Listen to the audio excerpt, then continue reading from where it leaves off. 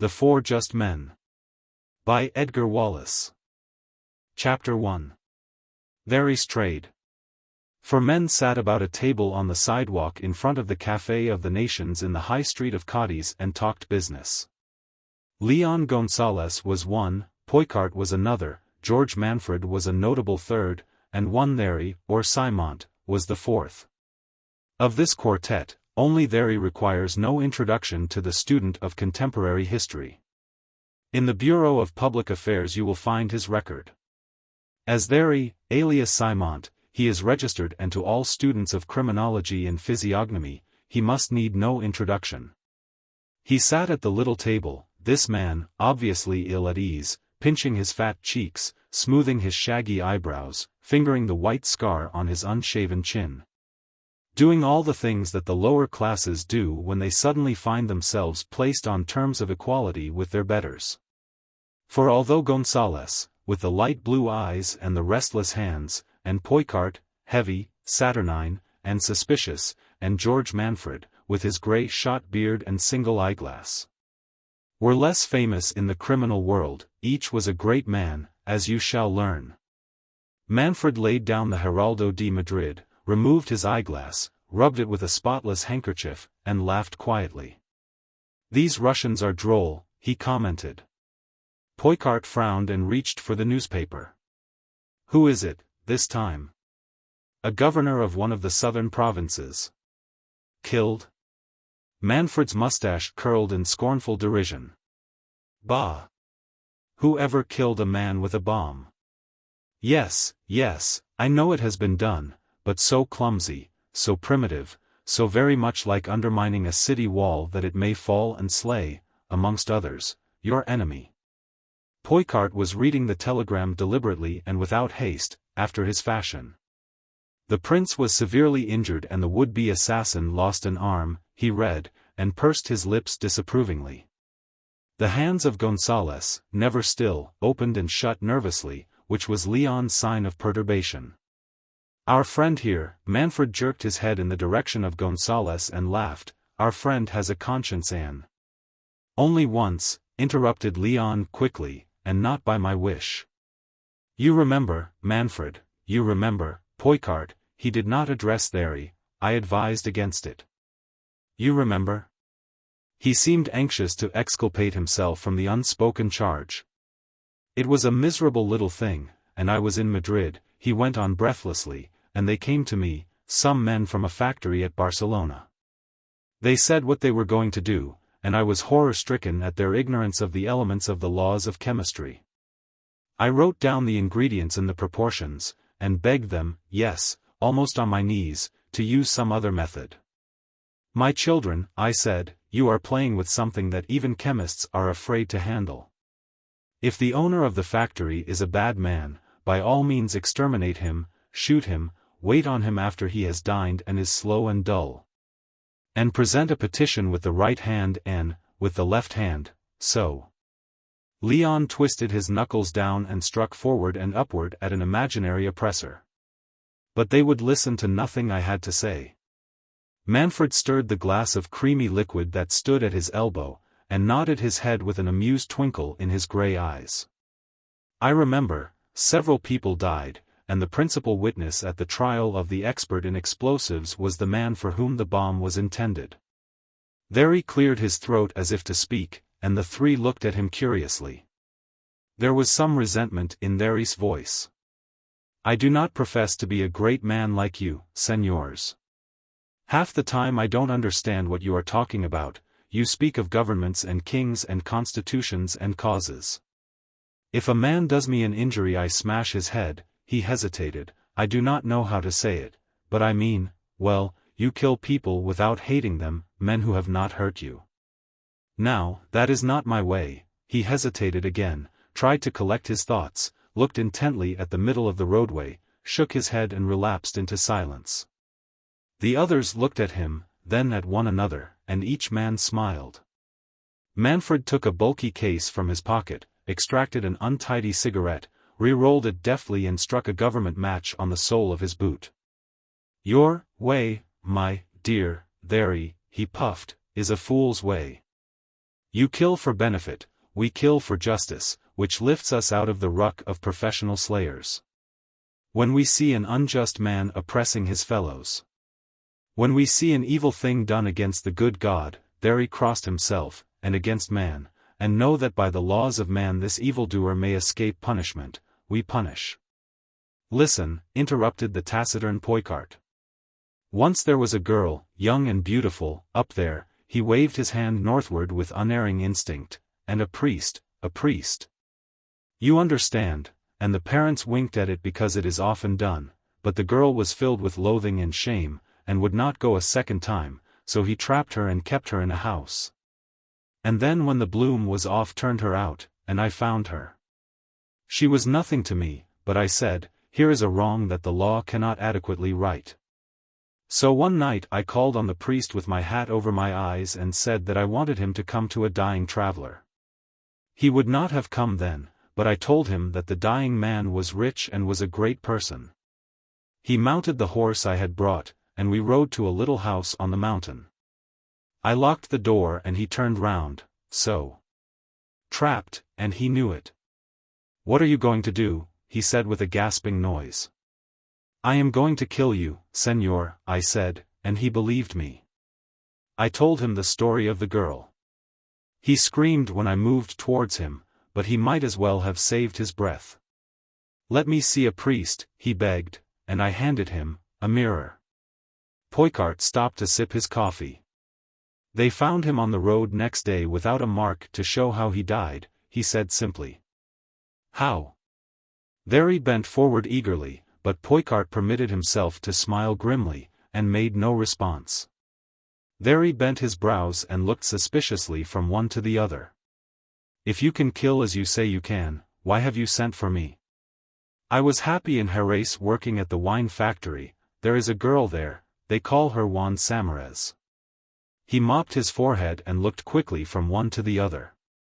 When I received your message I thought I should like to kill you, whoever you were. You understand I am happy, and there is the girl, and the old life I have forgotten. Manfred arrested the incoherent protests. Listen, said he imperiously, it is not for you to inquire the wherefore and the why, we know who you are and what you are. We know more of you even than the police know, for we could send you to the garrote. Poicart nodded his head in affirmation, and Gonzales looked at Thery curiously, like the student of human nature that he was. We want a fourth man, went on Manfred, for something we wish to do. We would have wished to have had one animated by no other desire than to see justice done. Failing that, we must have a criminal, a murderer if you like. Thery opened and shut his mouth as if about to speak. One whom we can at a word send to his death if he fails us. You are the man, you will run no risk, you will be well rewarded. You may not be asked to slay. Listen, went on Manfred, seeing that Thery had opened his mouth to speak. Do you know England? I see that you do not. You know Gibraltar? Well, this is the same people. It is a country up there. Manfred's expressive hands waved north, a curious, dull country, with curious, dull people. There is a man, a member of the government, and there are men whom the government have never heard of. You remember one, Garcia, Manuel Garcia, leader in the Carlist movement. He is in England. It is the only country where he is safe. From England he directs the movement here, the great movement. You know of what I speak? Thery nodded. This year as well as last there has been a famine. Men have been dying about the church doors, starving in the public squares. They have watched corrupt government succeed corrupt government. They have seen millions flow from the public treasury into the pockets of politicians. This year something will happen, the old regime must go. The government know this. They know where the danger lies, they know their salvation can only come if Garcia is delivered into their hands before the organization for revolt is complete. But Garcia is safe for the present, and would be safe for all time were it not for a member of the English government, who is about to introduce and pass into law a bill. When that is passed, Garcia is as good as dead. You must help us to prevent that from ever becoming law, that is why we have sent for you. Thery looked bewildered. But how? He stammered. Manfred drew a paper from his pocket and handed it to Thery. This, I think, he said, speaking deliberately, is an exact copy of the police description of yourself. Thery nodded. Manfred leant over and, pointing to a word that occurred halfway down the sheet, "Is that your trade?" he said. Thery looked puzzled. "Yes," he replied. "Do you really know anything about that trade?" asked Manfred earnestly, and the other two men leant forward to catch the reply. "I know," said Thery slowly, "everything there is to be known. Had it not been for a mistake I might have earned great money." Manfred heaved a sigh of relief and nodded to his two companions. Then, he said briskly, "The English minister is a dead man. How do you find this book? Any thoughts about the book or the author? Any suggestion for improvement? Please take a moment to share your thoughts in a comment. If you like it, share it with your friends who might enjoy it as well. Subscribe to keep in touch. Visit CompleteAudiobooks.com for more quality content. Chapter 2. A Newspaper Story. On the 14th day of August 190, a tiny paragraph appeared at the foot of an unimportant page in London's most sober journal to the effect that the Secretary of State for Foreign Affairs had been much annoyed by the receipt of a number of threatening letters, and was prepared to pay a reward of £50 to any person who would give such information as would lead to the apprehension and conviction of the person or persons, etc. The few people who read London's most sober journal thought, in their ponderous Athenaeum Club way, that it was a remarkable thing that a minister of state should be annoyed at anything. More remarkable that he should advertise his annoyance, and most remarkable of all that he could imagine for 1 minute that the offer of a reward would put a stop to the annoyance. News editors of less sober but larger circulated newspapers, wearily scanning the dull columns of Old Sobriety, read the paragraph with a newly acquired interest. "Hullo, what's this?" asked Smiles of the Comet, and cut out the paragraph with huge shears, pasted it upon a sheet of copy paper and headed it. "Who is Sir Philip's correspondent?" As an afterthought, the Comet being in opposition, he prefixed an introductory paragraph, humorously suggesting that the letters were from an intelligent electorate, grown tired of the shilly-shollying methods of the government. The news editor of the Evening World, a white-haired gentleman of deliberate movement, read the paragraph twice, cut it out carefully, read it again and, placing it under a paperweight, very soon forgot all about it. The news editor of the Megaphone, which is a very bright newspaper indeed, cut the paragraph as he read it, rang a bell, called a reporter, all in a breath so to speak, and issued a few terse instructions. "Go down to Portland Place, try to see Sir Philip Ramone, secure the story of that paragraph, why he is threatened, what he is threatened with, get a copy of one of the letters if you can. If you cannot see Ramone, get hold of a secretary." And the obedient reporter went forth. He returned in an hour in that state of mysterious agitation peculiar to the reporter who has got a beat. The news editor duly reported to the editor-in-chief, and that great man said, "That's very good, that's very good indeed," which was praise of the highest order. What was very good indeed about the reporter's story may be gathered from the half-column that appeared in the Megaphone on the following day.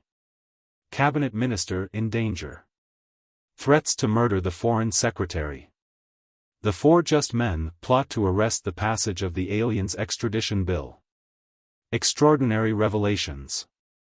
Considerable comment was excited by the appearance in the news columns of yesterday's National Journal of the following paragraph. The Secretary of State for Foreign Affairs, Sir Philip Ramone, has during the past few weeks been the recipient of threatening letters, all apparently emanating from one source and written by one person. These letters are of such a character that they cannot be ignored by His Majesty's Secretary of State for Foreign Affairs, who hereby offers a reward of £50, to any person or persons, other than the actual writer, who will lay such information as will lead to the apprehension and conviction of the author of these anonymous letters. So unusual was such an announcement, remembering that anonymous and threatening letters are usually to be found daily in the letterbags of every statesman and diplomat. That the Daily Megaphone immediately instituted inquiries as to the cause for this unusual departure. A representative of this newspaper called at the residence of Sir Philip Ramone, who very courteously consented to be seen. "It is quite an unusual step to take," said the great Foreign Secretary, in answer to our representative's question, "but it has been taken with the full concurrence of my colleagues of the Cabinet. We have reasons to believe there is something behind the threats, and I might say that the matter has been in the hands of the police for some weeks past. Here is one of the letters," and Sir Philip produced a sheet of foreign notepaper from a portfolio, and was good enough to allow our representative to make a copy.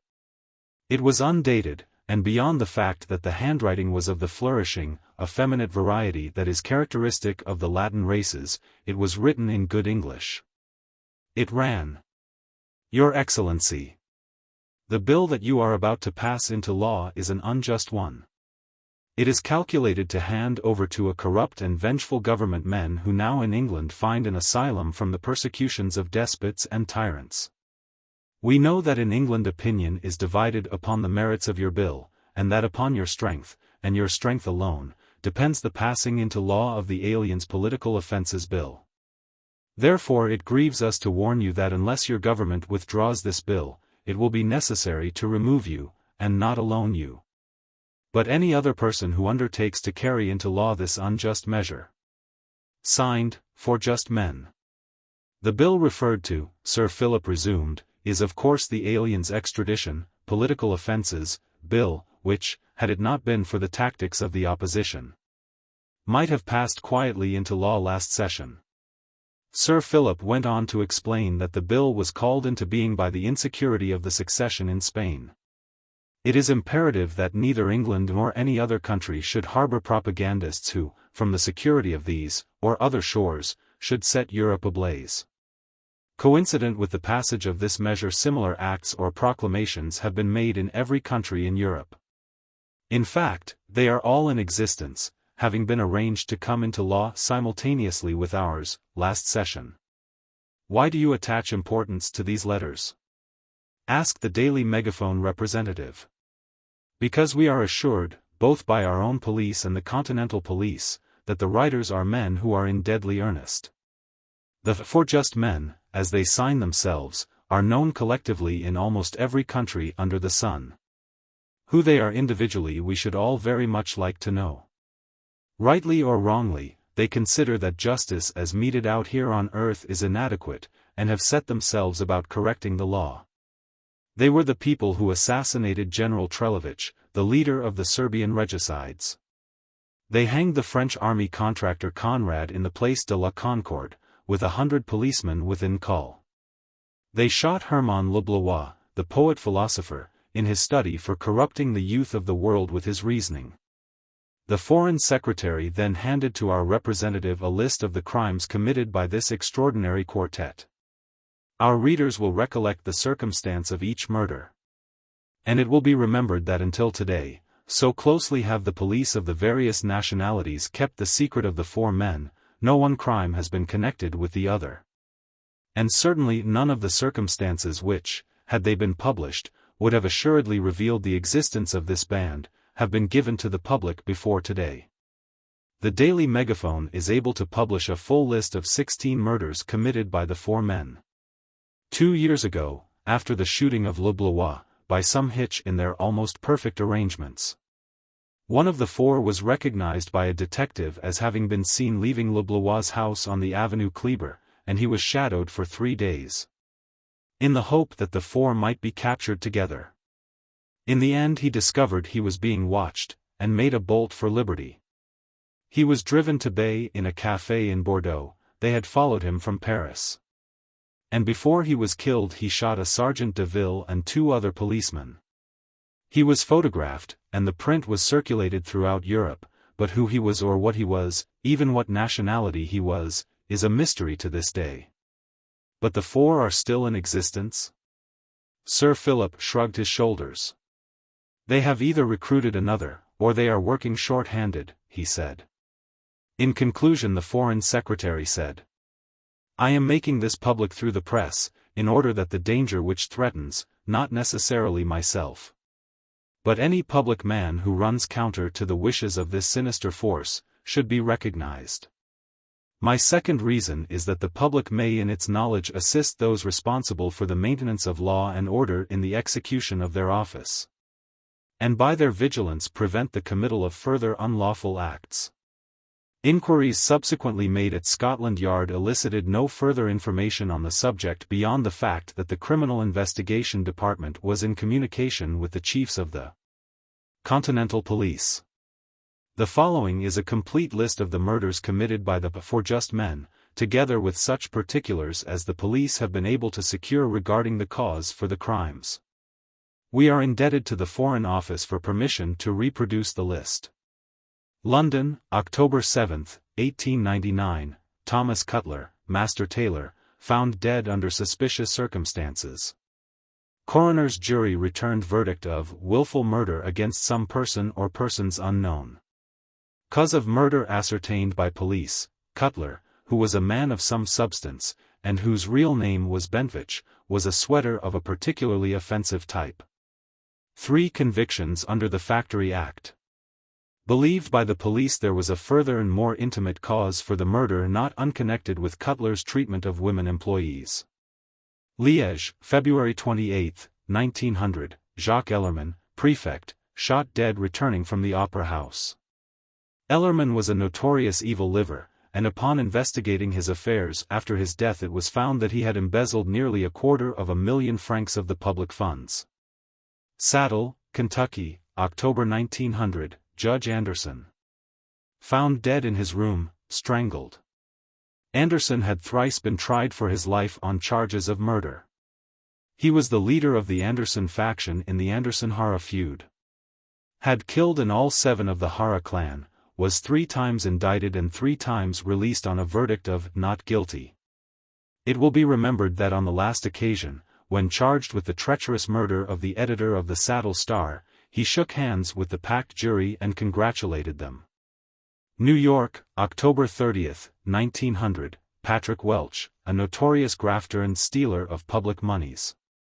Sometime city treasurer, moving spirit in the infamous street paving syndicate. Exposed by the New York Journal. Welch was found hanging in a little wood on Long Island. Believed at the time to have been suicide. Paris, March 4, 1901, Madame Despard, asphyxiated. This also was regarded as suicide till certain information came to hands of French police. Of Madame Despard nothing good can be said. She was a notorious dealer in souls. Paris, March 4, 1902, exactly a year later, Monsieur Gabriel Lanfin, Minister of Communication. Found shot in his brougham in the Bois de Boulogne. His coachman was arrested, but eventually discharged. The man swore he heard no shot or cry from his master. It was raining at the time, and there were few pedestrians in the Bois. Here followed 10 other cases, all on a par with those quoted above, including the cases of Trelevitch and Leblois. It was undoubtedly a great story. The editor-in-chief, seated in his office, read it over again and said, "Very good indeed." The reporter, whose name was Smith, read it over and grew pleasantly warm at the consequences of his achievement. The Foreign Secretary read it in bed as he sipped his morning tea, and frowningly wondered if he had said too much. The chief of the French police read it, translated and telegraphed, in Le Temps, and furiously cursed the talkative Englishman who was upsetting his plans. In Madrid, at the Café de la Paix, in the place of the Sun, Manfred, cynical, smiling, and sarcastic, read extracts to 3 men, 2 pleasantly amused, the other heavy-jowled and pasty of face, with the fear of death in his eyes. Chapter 3. The Faithful Commons. Somebody, was it Mr. Gladstone, placed it on record that there is nothing quite so dangerous, quite so ferocious, quite so terrifying, as a mad sheep. Similarly, as we know, there is no person quite so indiscreet, quite so foolishly talkative, quite so amazingly gauche, as the diplomat who for some reason or other has run off the rails. There comes a moment to the man who has trained himself to guard his tongue in the councils of nations, who has been schooled to walk warily amongst pitfalls digged cunningly by friendly powers. When the practice and precept of many years are forgotten, and he behaves humanly. Why this should be has never been discovered by ordinary people. Although the psychological minority who can generally explain the mental processes of their fellows have doubtless very adequate and convincing reasons for these acts of disbalancement. Sir Philip Ramone was a man of peculiar temperament. I doubt whether anything in the wide world would have arrested his purpose once his mind had been made up. He was a man of strong character, a firm, square-jawed, big-mouthed man, with that shade of blue in his eyes that one looks for in peculiarly heartless criminals and particularly famous generals. And yet Sir Philip Ramone feared, as few men imagined he feared, the consequence of the task he had set himself. There are thousands of men who are physically heroes and morally poltroons, men who would laugh at death, and live in terror of personal embarrassment. Coroners' courts listen daily to the tale of such men's lives, and deaths. The Foreign Secretary reversed these qualities.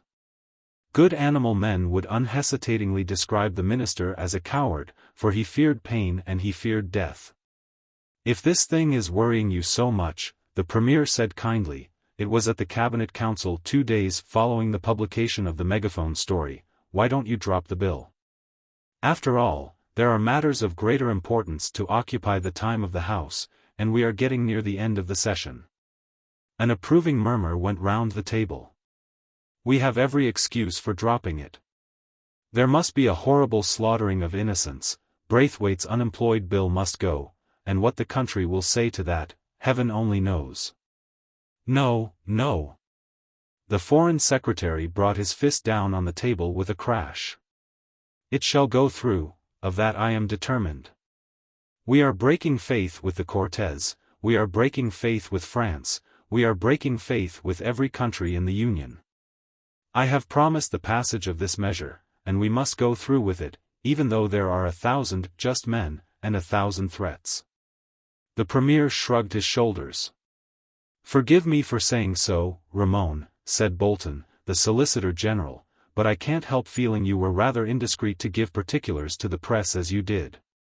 Yes, I know we were agreed that you should have a free hand to deal with the matter as you wished, but somehow I did not think you would have been quite so, what shall I say, candid.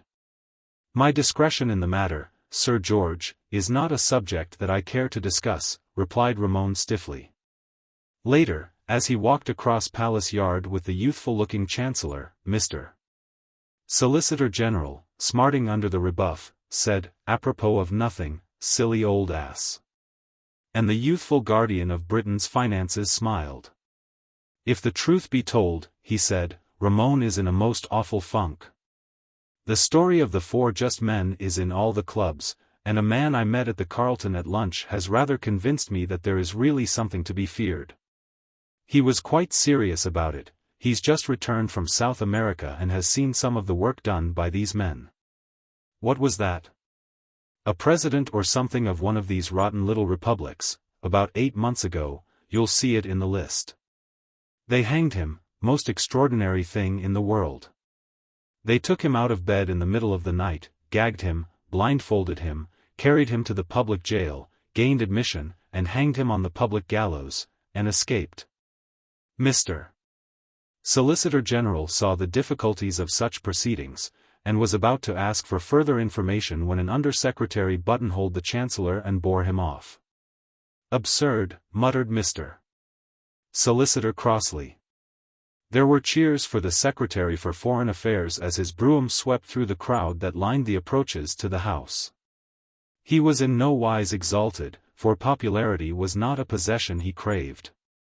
He knew instinctively that the cheers were called forth by the public's appreciation of his peril. And the knowledge chilled and irritated him. He would have liked to think that the people scoffed at the existence of this mysterious 4, it would have given him some peace of mind had he been able to think, the people have rejected the idea. For although popularity or unpopularity was outside his scheme of essentials, yet he had an unswerving faith in the brute instincts of the mob. He was surrounded in the lobby of the House with a crowd of eager men of his party, some quizzical, some anxious. All clamoring for the latest information, all slightly in fear of the acid-tongued minister. "Look here, Sir Philip," it was the stout, tactless member for West Bronsbury, "what is all this we hear about threatenin' letters? Surely you're not goin' to take notice of things of that sort. Why, I get 2 or 3 every day of my life." The minister strode impatiently away from the group, but Tester, the member, caught his arm. "Look here," he began. "Go to the devil," said the Foreign Secretary plainly, and walked quickly to his room. "Beastly temper that man's got, to be sure," said the honorable member despairingly. "Fact is, old Ramon's in a blue funk. The idea of making a song about threatenin' letters. Why, I get." A group of men in the members' smoke-room discussed the question of the just four in a perfectly unoriginal way. "It's too ridiculous for words," said one oracularly. "Here are 4 men, a mythical 4, arrayed against all the forces and established agencies of the most civilized nation on earth. Do you think Ramon will withdraw the bill?" asked the senior member for Aldgate East. "Ramon? Not he, he'd sooner die." "It's a most unusual circumstance," said Aldgate East. And 3 boroughs, a London suburb, and a Midland town nodded and thought it was. In the old days, when old Baco was a young member, Aldgate East indicated an aged senator bent and white of beard and hair, who was walking painfully toward a seat, in the old days. "Thought old Baco had paired?" remarked a listener irrelevantly. "If I were Ramon," resumed Aldgate East profoundly, "I know exactly what I should do. I should go to the police and say, 'Look here.'" A bell rang furiously and continuously, and the members went scampering along the corridor. Division, Vision. Clause 9 of the Medway Improvement Bill having been satisfactorily settled and the words, "or as may hereafter be determined," added by a triumphant majority of 24. The faithful Commons returned to the interrupted discussion.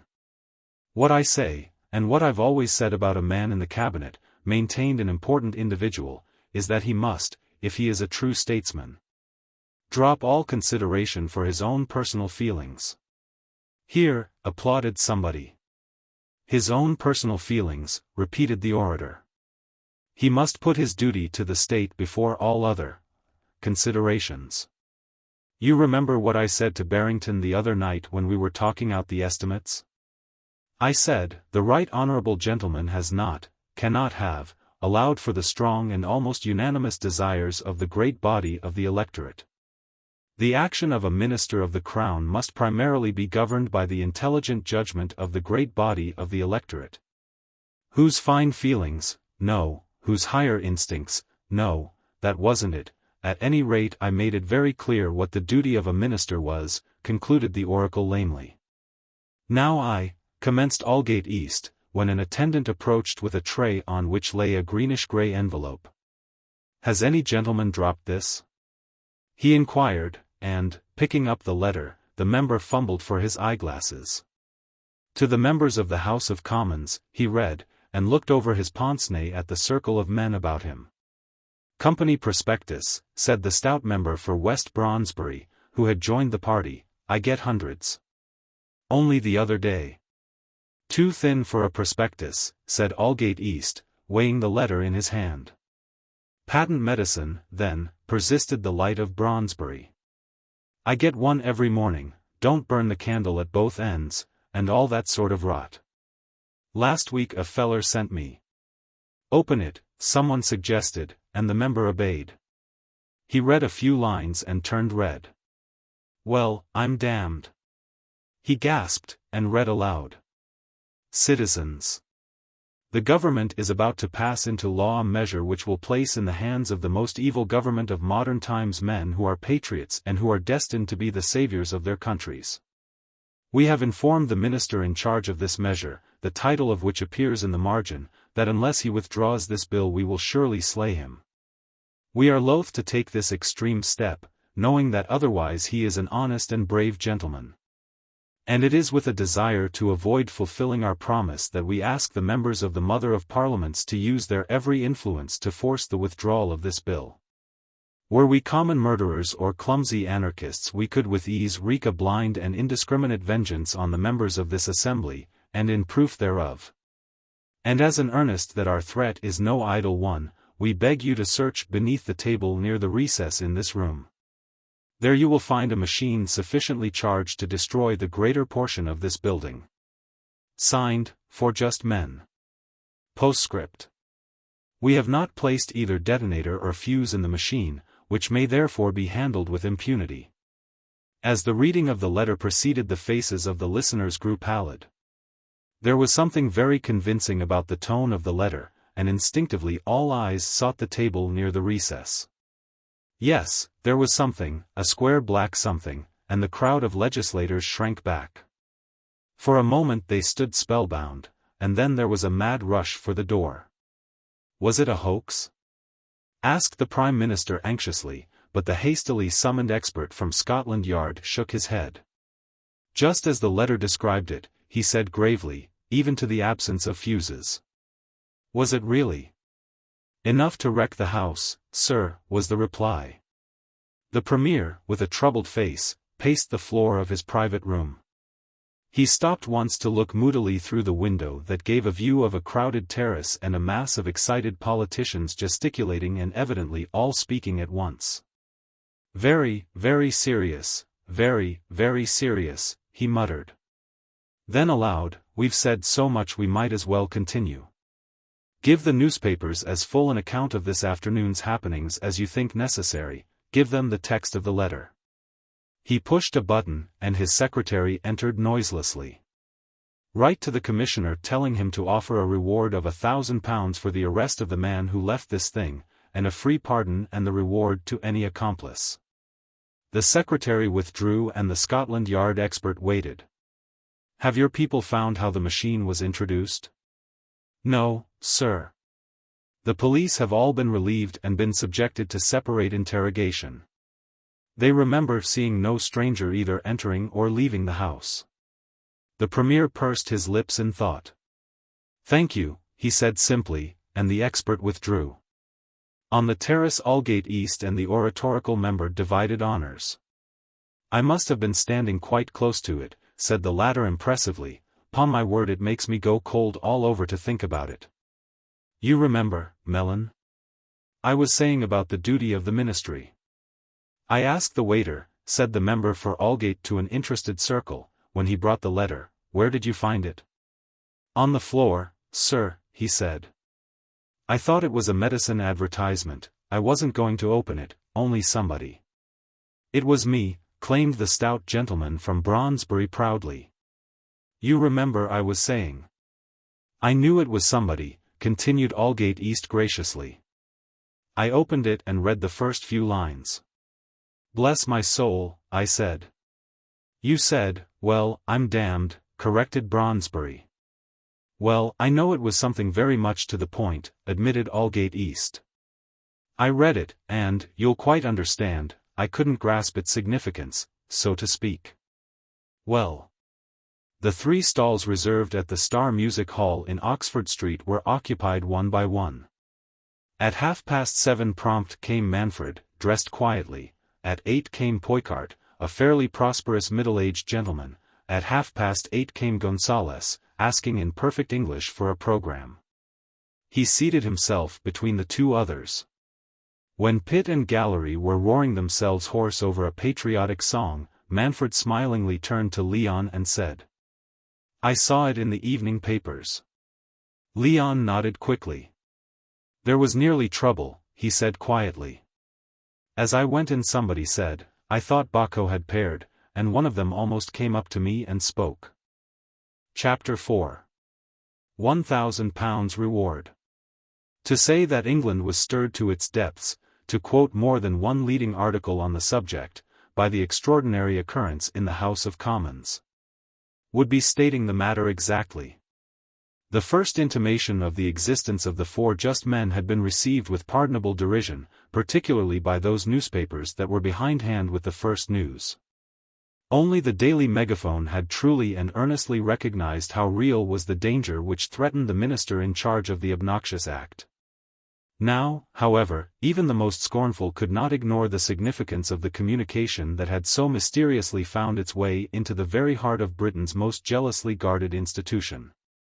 The story of the bomb outrage filled the pages of every newspaper throughout the country, and the latest daring venture of the four was placarded the length and breadth of the Isles. Stories, mostly apocryphal, of the men who were responsible for the newest sensation made their appearance from day to day. And there was no other topic in the mouths of men wherever they met but the strange quartet who seemed to hold the lives of the mighty in the hollows of their hands. Never since the days of the Fenian outrages had the mind of the public been so filled with apprehension as it was during the 2 days following the appearance in the Commons of the blank bomb. As one journal felicitously described it. Perhaps there was not exactly the same kind of apprehension, since there was a general belief, which grew out of the trend of the letters, that the four menaced none other than one man. The first intimation of their intentions had excited widespread interest. But the fact that the threat had been launched from a small French town, and that in consequence the danger was very remote, had somehow robbed the threat of some of its force. Such was the vague reasoning of an ungeographical people that did not realize that Dax is no farther from London than Aberdeen. But here was the hidden terror in the metropolis itself. Why, argued London, with suspicious sidelong glances, every man we rub elbows with may be one of the four, and we none the wiser. Heavy, black-looking posters stared down from blank walls, and filled the breadth of every police notice board. £1,000 reward. Whereas, on August 18, at about 4:30 o'clock in the afternoon, an infernal machine was deposited in the members' smoke-room by some person or persons unknown. And whereas there is reason to believe that the person or persons implicated in the disposal of the aforesaid machine are members of an organized body of criminals known as the Four Just Men, against whom warrants have been issued on charges of willful murder in London, Paris, New York, New Orleans, Saddle, U.S.A., Barcelona, Tomsk, Belgrade, Christiana, Cape Town and Caracas. Now, therefore, the above reward will be paid by His Majesty's government to any person or persons who shall lay such information as shall lead to the apprehension of any or the whole of the persons styling themselves the Four Just Men and identical with the band before mentioned. And furthermore, a free pardon and the reward will be paid to any member of the band for such information, providing the person laying such information has neither committed nor has been an accessory before or after the act of any of the following murders. Signed, Ride Montgomery, His Majesty's Secretary of State for Home Affairs. J. B. Calfort, Commissioner of Police. Here followed a list of the 16 crimes alleged against the four men. God save the King. All day long little knots of people gathered before the broadsheets, digesting the magnificent offer. It was an unusual hue and cry, differing from those with which Londoners were best acquainted. For there was no appended description of the men wanted. No portraits by which they might be identified, no stereotyped, when last seen was wearing a dark blue serge suit, cloth cap, check tie, on which the searcher might base his scrutiny of the passer-by. It was a search for four men whom no person had ever consciously seen, a hunt for a will-o'-the-wisp, a groping in the dark after indefinite shadows. Detective Superintendent Falmouth, who was a very plain-spoken man, he once brusquely explained to a royal personage that he hadn't got eyes in the back of his head. Told the assistant commissioner exactly what he thought about it. You can't catch men when you haven't got the slightest idea who or what you're looking for. For the sake of argument, they might be women for all we know, they might be Chinamen or niggers.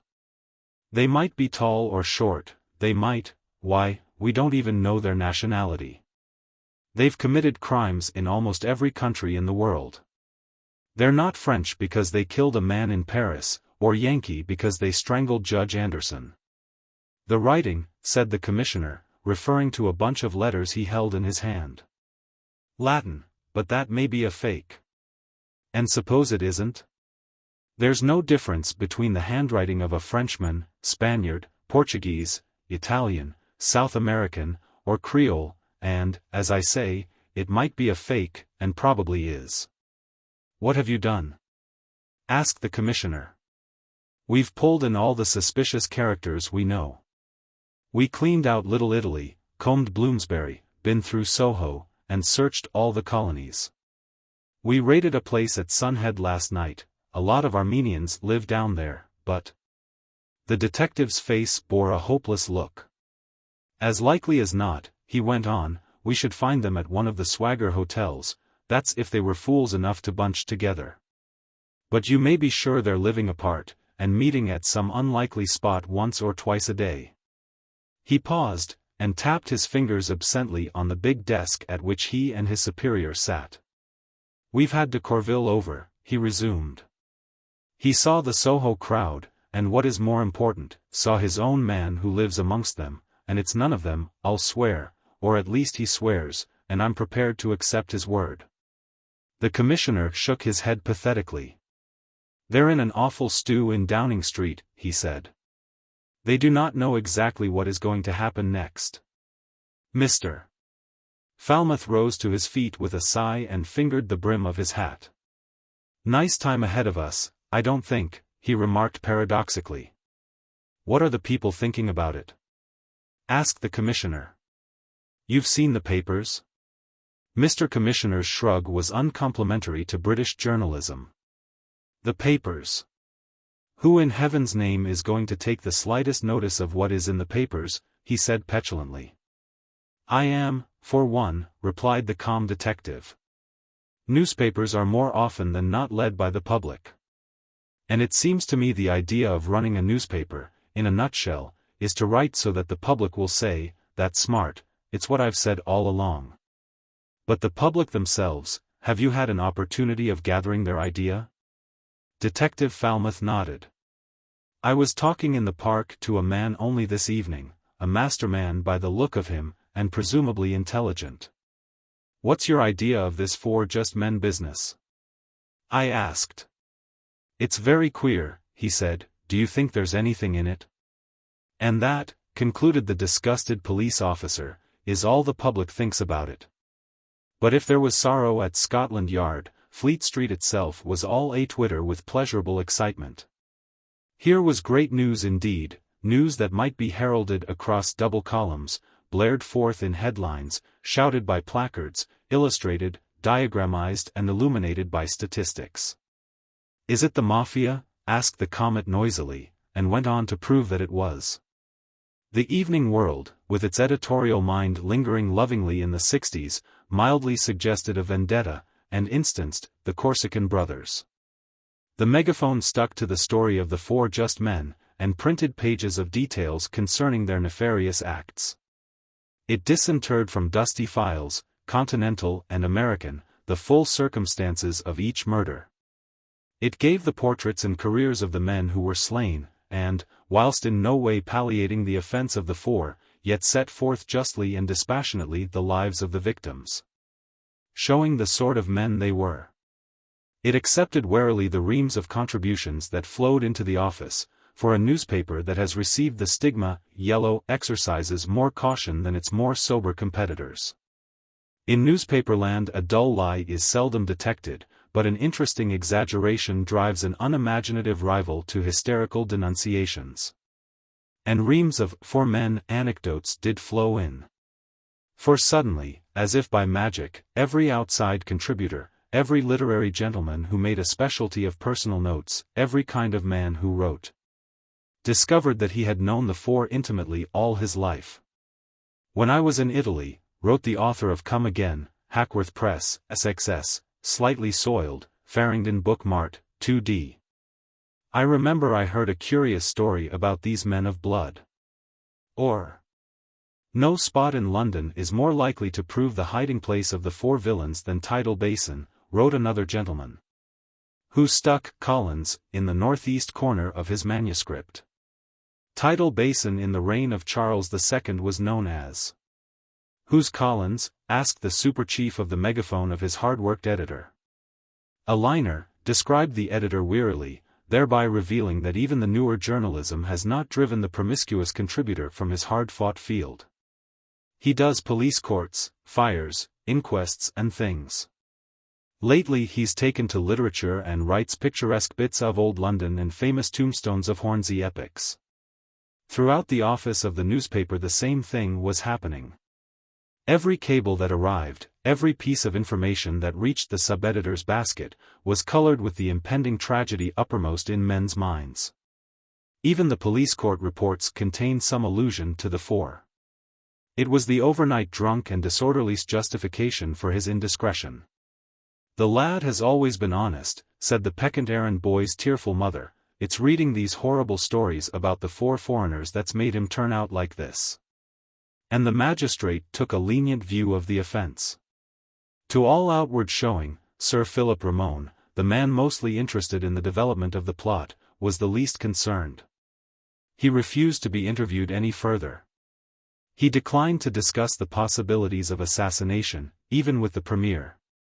And his answer to letters of appreciation that came to him from all parts of the country was an announcement in the Morning Post asking his correspondents to be good enough to refrain from persecuting him with picture postcards, which found no other repository than his wastepaper basket. He had thought of adding an announcement of his intention of carrying the bill through Parliament at whatever cost, and was only deterred by the fear of theatricality. To Falmouth, upon whom had naturally devolved the duty of protecting the Foreign Secretary from harm, Sir Philip was unusually gracious, and incidentally permitted that astute officer to get a glimpse of the terror in which a threatened man lives. "Do you think there's any danger, Superintendent?" he asked, not once but a score of times, and the officer, stout defender of an infallible police force, was very reassuring. For, as he argued to himself, what is the use of frightening a man who is half scared to death already? If nothing happens, he will see I have spoken the truth, and well, he won't be able to call me a liar. Sir Philip was a constant source of interest to the detective, who must have shown his thoughts once or twice. For the Foreign Secretary, who was a remarkably shrewd man, intercepting a curious glance of the police officer, said sharply, "You wonder why I still go on with the bill, knowing the danger? Well, it will surprise you to learn that I do not know the danger, nor can I imagine it. I have never been conscious of physical pain in my life, and in spite of the fact that I have a weak heart, I have never had so much as a single ache. What death will be, what pangs or peace it may bring, I have no conception. I argue, with Epictetus, that the fear of death is by way of being an impertinent assumption of a knowledge of the hereafter, and that we have no reason to believe it is any worse condition than our present. I am not afraid to die, but I am afraid of dying." "Quite so, sir," murmured the sympathetic but wholly uncomprehending detective, who had no mind for nice distinctions. "But," resumed the minister, he was sitting in his study in Portland Place, "if I cannot imagine the exact process of dissolution, I can imagine, and have experienced, the result of breaking faith with the chancelleries. And I have certainly no intention of laying up a store of future embarrassments for fear of something that may after all be comparatively trifling. Which piece of reasoning will be sufficient to indicate what the opposition of the hour was pleased to term, the tortuous mind of the right honourable gentleman." And Inspector Falmouth, listening with every indication of attention, yawned inwardly and wondered who Epictetus was. "I have taken all possible precautions, sir," said the detective in the pause that followed the recital of this creed. "I hope you won't mind for a week or two being followed about by some of my men. I want you to allow 2 or 3 officers to remain in the house whilst you are here, and of course there will be quite a number on duty at the Foreign Office."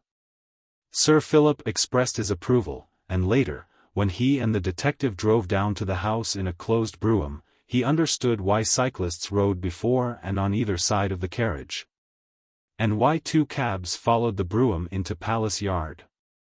At notice time, with a house sparsely filled, Sir Philip rose in his place and gave notice that he would move the second reading of the Aliens Extradition, Political Offences, Bill, on Tuesday week. Or, to be exact, in 10 days. That evening Manfred met Gonzales in North Tower Gardens and remarked on the fairy-like splendor of the Crystal Palace grounds by night. A guards band was playing the overture to Tannhauser, and the men talked music. Then, "What of Thery?" asked Manfred. "Poicart has him today, he is showing him the sights." They both laughed. "And you?" asked Gonzales. "I have had an interesting day. I met that delightfully naive detective in Green Park, who asked me what I thought of ourselves." Gonzales commented on the movement in G minor, and Manfred nodded his head, keeping time with the music. "Are we prepared?" asked Leon quietly. Manfred still nodded and softly whistled the number.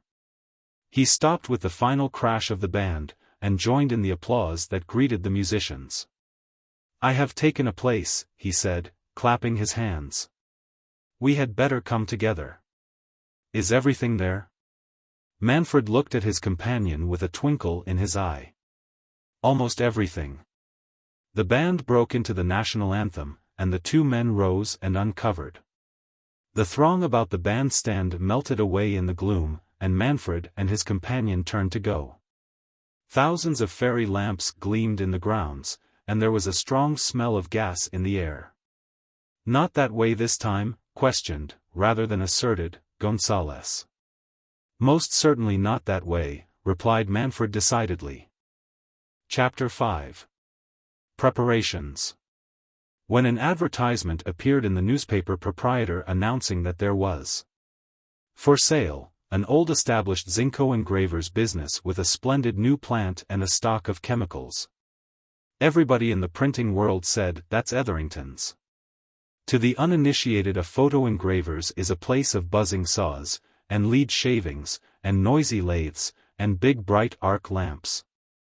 To the initiated, a photo engraver's is a place where works of art are reproduced by photography on zinc plates, and consequently used for printing purposes.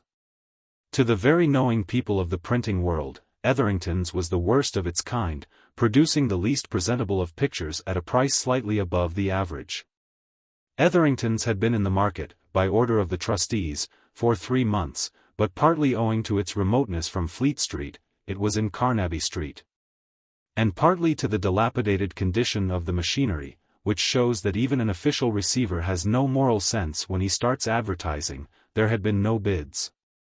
Manfred, who interviewed the trustee in Carey Street, learnt that the business could be either leased or purchased, that immediate possession in either circumstance was to be had. That there were premises at the top of the house which had served as a dwelling place to generations of caretakers, and that a banker's reference was all that was necessary in the way of guarantee. "Rather a crank," said the trustee at a meeting of creditors, "thinks that he is going to make a fortune turning out photogravures of Murillo at a price within reach of the inartistic.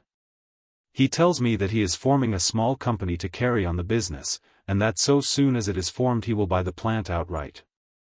And sure enough, that very day Thomas Brown, merchant, Arthur W. Knight, gentleman, James Selkirk, artist, Andrew Cohen, financial agent, and James Leach, artist, wrote to the Registrar of Joint Stock Companies, asking to be formed into a company, limited by shares, with the object of carrying on business as photo engravers. With which object they had severally subscribed for the shares set against their names. In parenthesis, Manfred was a great artist. And 5 days before the second reading of the Aliens Extradition Act, the company had entered into occupation of their new premises in preparation to starting business. "Years ago, when I first came to London," said Manfred, "I learned the easiest way to conceal one's identity was to disguise oneself as a public company. There's a wealth of respectability behind the word limited, and the pomp and circumstance of a company directorship diverts suspicion, even as it attracts attention." Gonzales printed a neat notice to the effect that the Fine Arts Reproduction Syndicate would commence business on October 1st, and a further neat label that "no hands were wanted." And a further terse announcement that travelers and others could only be seen by appointment, and that all letters must be addressed to the manager. It was a plain-fronted shop, with a deep basement crowded with the dilapidated plant left by the liquidated engraver. The ground floor had been used as offices, and neglected furniture and grimy files predominated. There were pigeonholes filled with old plates, pigeonholes filled with dusty invoices, pigeonholes in which all the debris that is accumulated in an office by a clerk with salary in arrear was deposited. The first floor had been a workshop, the second had been a store. And the third and most interesting floor of all was that on which were the huge cameras and the powerful arc lamps that were so necessary an adjunct to the business. In the rear of the house on this floor are the 3 small rooms that had served the purpose of the bygone caretaker. In one of these, 2 days after the occupation, sat the 4 men of Cadiz. Autumn had come early in the year, a cold driving rain was falling outside, and the fire that burnt in the Georgian grate gave the chamber an air of comfort. This room alone had been cleared of litter, the best furniture of the establishment had been introduced. And on the ink-stained writing table that filled the center of the apartment stood the remains of a fairly luxurious lunch. Gonzales was reading a small red book, and it may be remarked that he wore gold-rimmed spectacles. Poicart was sketching at a corner of the table, and Manfred was smoking a long thin cigar and studying a manufacturing chemist's price list. Thery, or, as some prefer to call him, Simont, alone did nothing, sitting a brooding heap before the fire, twiddling his fingers, and staring absently at the leaping little flames in the grate. Conversation was carried on spasmodically, as between men whose minds were occupied by different thoughts. Thery concentrated the attentions of the 3 by speaking to the point. Turning from his study of the fire with a sudden impulse he asked, "How much longer am I to be kept here?" Poicart looked up from his drawing and remarked, "That is the 3rd time he has asked today." "Speak Spanish," cried Thery passionately. "I am tired of this new language. I cannot understand it, any more than I can understand you." "You will wait till it is finished," said Manfred, in the staccato patois of Andalusia. "We have told you that." Thery growled and turned his face to the grate. "I am tired of this life," he said sullenly.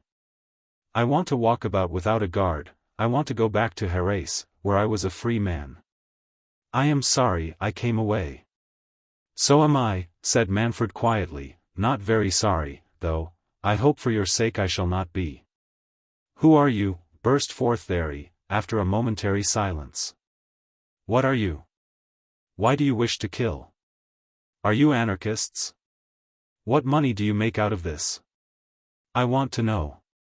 Neither Poicart nor Gonzales nor Manfred showed any resentment at the peremptory demand of their recruit.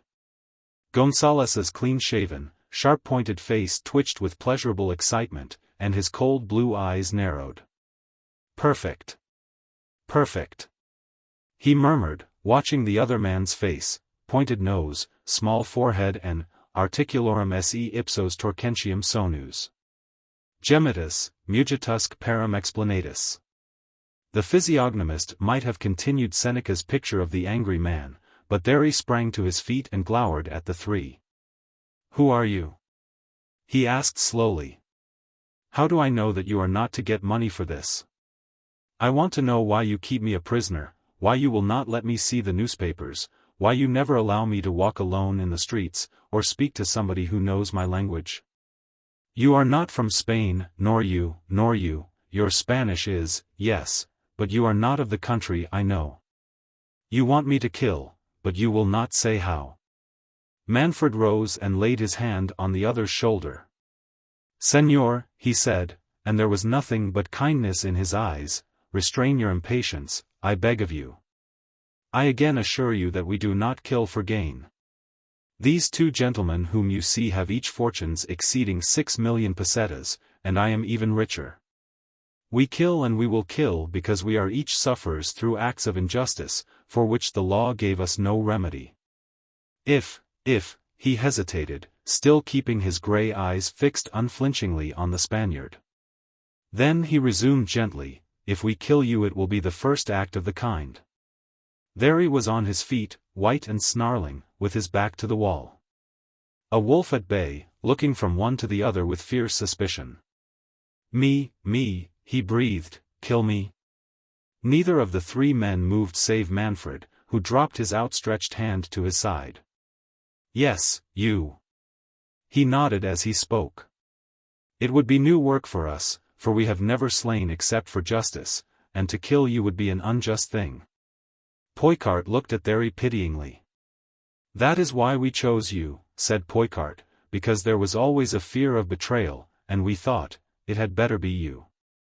Understand, resumed Manfred calmly, that not a hair of your head will be harmed if you are faithful, that you will receive a reward that will enable you to live. Remember the girl at Xerès. Thery sat down again with a shrug of indifference, but his hands were trembling as he struck a match to light his cigarette. We will give you more freedom, you shall go out every day. In a few days we shall all return to Spain. They called you the silent man in the prison at Granada, we shall believe that you will remain so. After this the conversation became Greek to the Spaniard, for the men spoke in English. He gives very little trouble, said Gonzales. Now that we have dressed him like an Englishman, he does not attract attention. He doesn't like shaving every day, but it is necessary, and luckily he is fair. I do not allow him to speak in the street, and this tries his temper somewhat. Manfred turned the talk into a more serious channel. I shall send 2 more warnings, and one of those must be delivered in his very stronghold. He is a brave man. What of Garcia? Asked Poicart. Manfred laughed. I saw him on Sunday night, a fine old man, fiery and oratorical. I sat at the back of a little hall whilst he pleaded eloquently in French for the rights of man. He was a Jean-Jacques Rousseau, a Mirabeau, a broad-viewed Bright, and the audience was mostly composed of Cockney youths, who had come that they might boast they had stood in the temple of anarchism. Poicart tapped the table impatiently. Why is it, George, that an element of bathos comes into all these things? Manfred laughed. You remember Anderson? When we had gagged him and bound him to the chair, and had told him why he had to die, when there were only the pleading eyes of the condemned, and the half-dark room with a flickering lamp. And you and Leon and poor Clarice masked and silent, and I had just sentenced him to death. You remember how there crept into the room the scent of frying onions from the kitchen below? I too remember, said Leon, the case of the regicide. Poicart made a motion of agreement. You mean the corsets, he said, and the two nodded and laughed. There will always be bathos, said Manfred. Poor Garcia with a nation's destinies in his hand, an amusement for shop girls, tragedy and the scent of onions, a rapier thrust and the whalebone of corsets, it is inseparable. And all the time Thery smoked cigarettes, looking into the fire with his head on his hands. Going back to this matter we have on our hands, said Gonzales, I suppose that there is nothing more to be done till the day? Nothing. And after? There are our fine art reproductions. And after? Persisted Poicart. There is a case in Holland, Hermanus van der Bijl, to wit, but it will be simple, and there will be no necessity to warn. Poicart's face was grave. I am glad you have suggested van der Bijl, he should have been dealt with before, Hook of Holland or Flushing. If we have time, the Hook by all means. And Thery? I will see to him, said Gonzales easily, we will go overland to Xerès, where the girl is, he added laughingly. The object of their discussion finished his 10th cigarette and sat up in his chair with a grunt. I forgot to tell you, Leon went on, that today, when we were taking our exercise walk, Thery was considerably interested in the posters he saw everywhere. And was particularly curious to know why so many people were reading them. I had to find a lie on the spur of the minute, and I hate lying. Gonzales was perfectly sincere. I invented a story about racing or lotteries or something of the sort, and he was satisfied. Thery had caught his name in spite of its anglicized pronunciation, and looked inquiry. We will leave you to amuse our friend, said Manfred, rising. Poicart and I have a few experiments to make. The two left the room, traversed the narrow passage, and paused before a small door at the end. A larger door on the right, padlocked and barred, led to the studio. Drawing a small key from his pocket, Manfred opened the door, and stepping into the room switched on a light that shone dimly through a dust-covered bulb. There had been some attempt at restoring order from the chaos. 2 shelves had been cleared of rubbish, and on these stood rows of bright little files, each bearing a number. A rough table had been pushed against the wall beneath the shelves, and on the green baize with which the table was covered was a litter of graduated measures, test tubes, condensers, delicate scales, and two queer-shaped glass machines, not unlike gas generators. Poicart pulled a chair to the table, and gingerly lifted a metal cup that stood in a dish of water. Manfred, looking over his shoulder, remarked on the consistency of the liquid that half filled the vessel, and Poicart bent his head, acknowledging the remark as though it were a compliment. "Yes," he said, satisfied, "it is a complete success, the formula is quite right. Some day we may want to use this." He replaced the cup in its bath, and, reaching beneath the table, produced from a pail a handful of ice dust, with which he carefully surrounded the receptacle. "I regard that as the multum in parvo of explosives," he said, and took down a small phial from the shelf, lifted the stopper with the crook of his little finger, and poured a few drops of a whitish liquid into the metal cup. "That neutralizes the elements," said Poicart, and gave a sigh of relief. "I am not a nervous man, but the present is the first comfortable moment I have had for 2 days." "It makes an abominable smell," said Manfred, with his handkerchief to his nose. A thin smoke was rising from the cup. "I never notice those things," Poicart replied, dipping a thin glass rod into the mess. He lifted the rod, and watched reddish drops dripping from the end. "That's all right," he said. "And it is an explosive no more?" asked Manfred.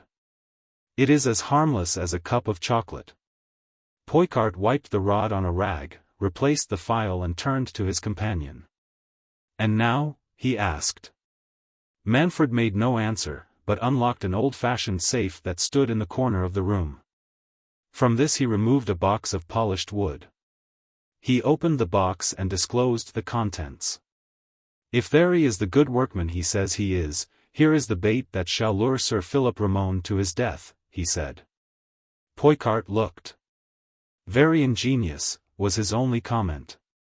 "Then, does Thery know, quite know, the stir he has created?" Manfred closed the lid and replaced the box before he replied. "Does Thery know that he is the fourth just man?" he asked. Then slowly, "I think not, and it is as well that he does not know. £1,000 is roughly 33,000 pesetas, and there is the free pardon, and the girl at Xerès," he added, thoughtfully. A brilliant idea came to Smith, the reporter, and he carried it to the chief.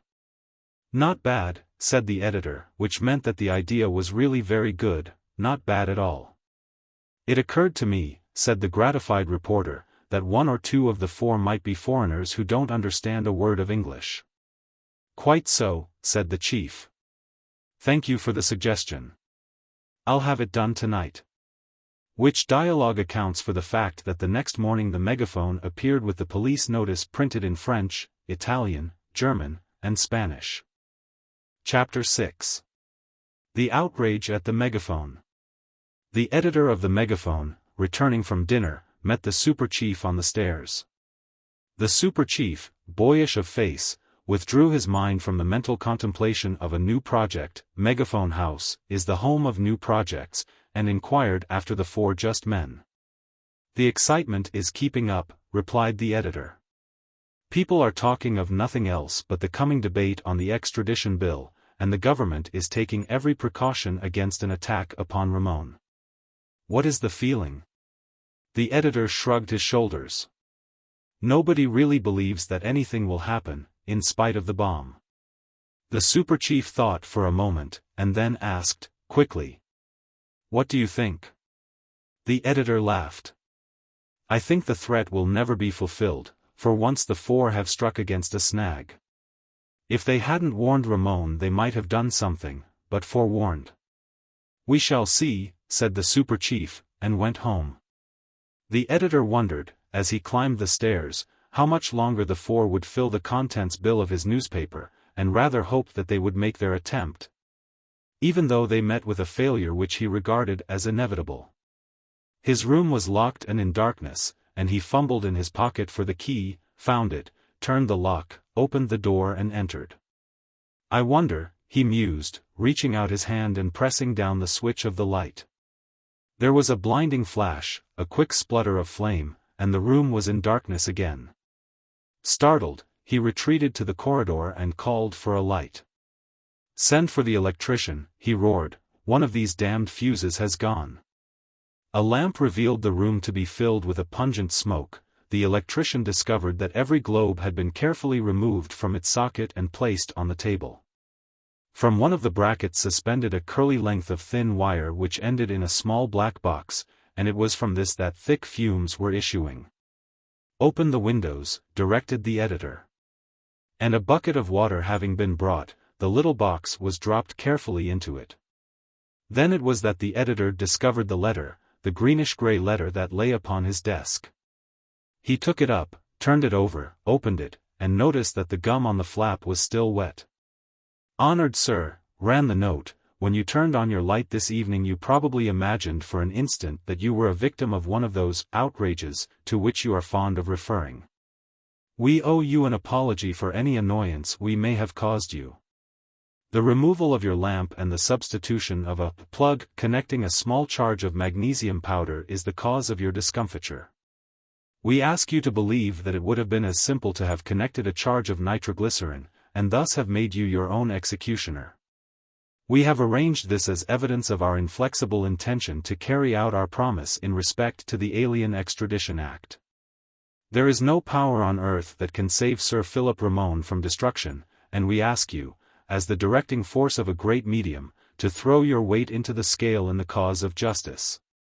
To call upon your government to withdraw an unjust measure, and save, not only the lives of many inoffensive persons who have found an asylum in your country, but also the life of a minister of the crown whose only fault in our eyes is his zealousness in an unrighteous cause. Signed, the Four Just Men. Phew, whistled the editor, wiping his forehead and eyeing the sodden box floating serenely at the top of the bucket. "Anything wrong, sir?"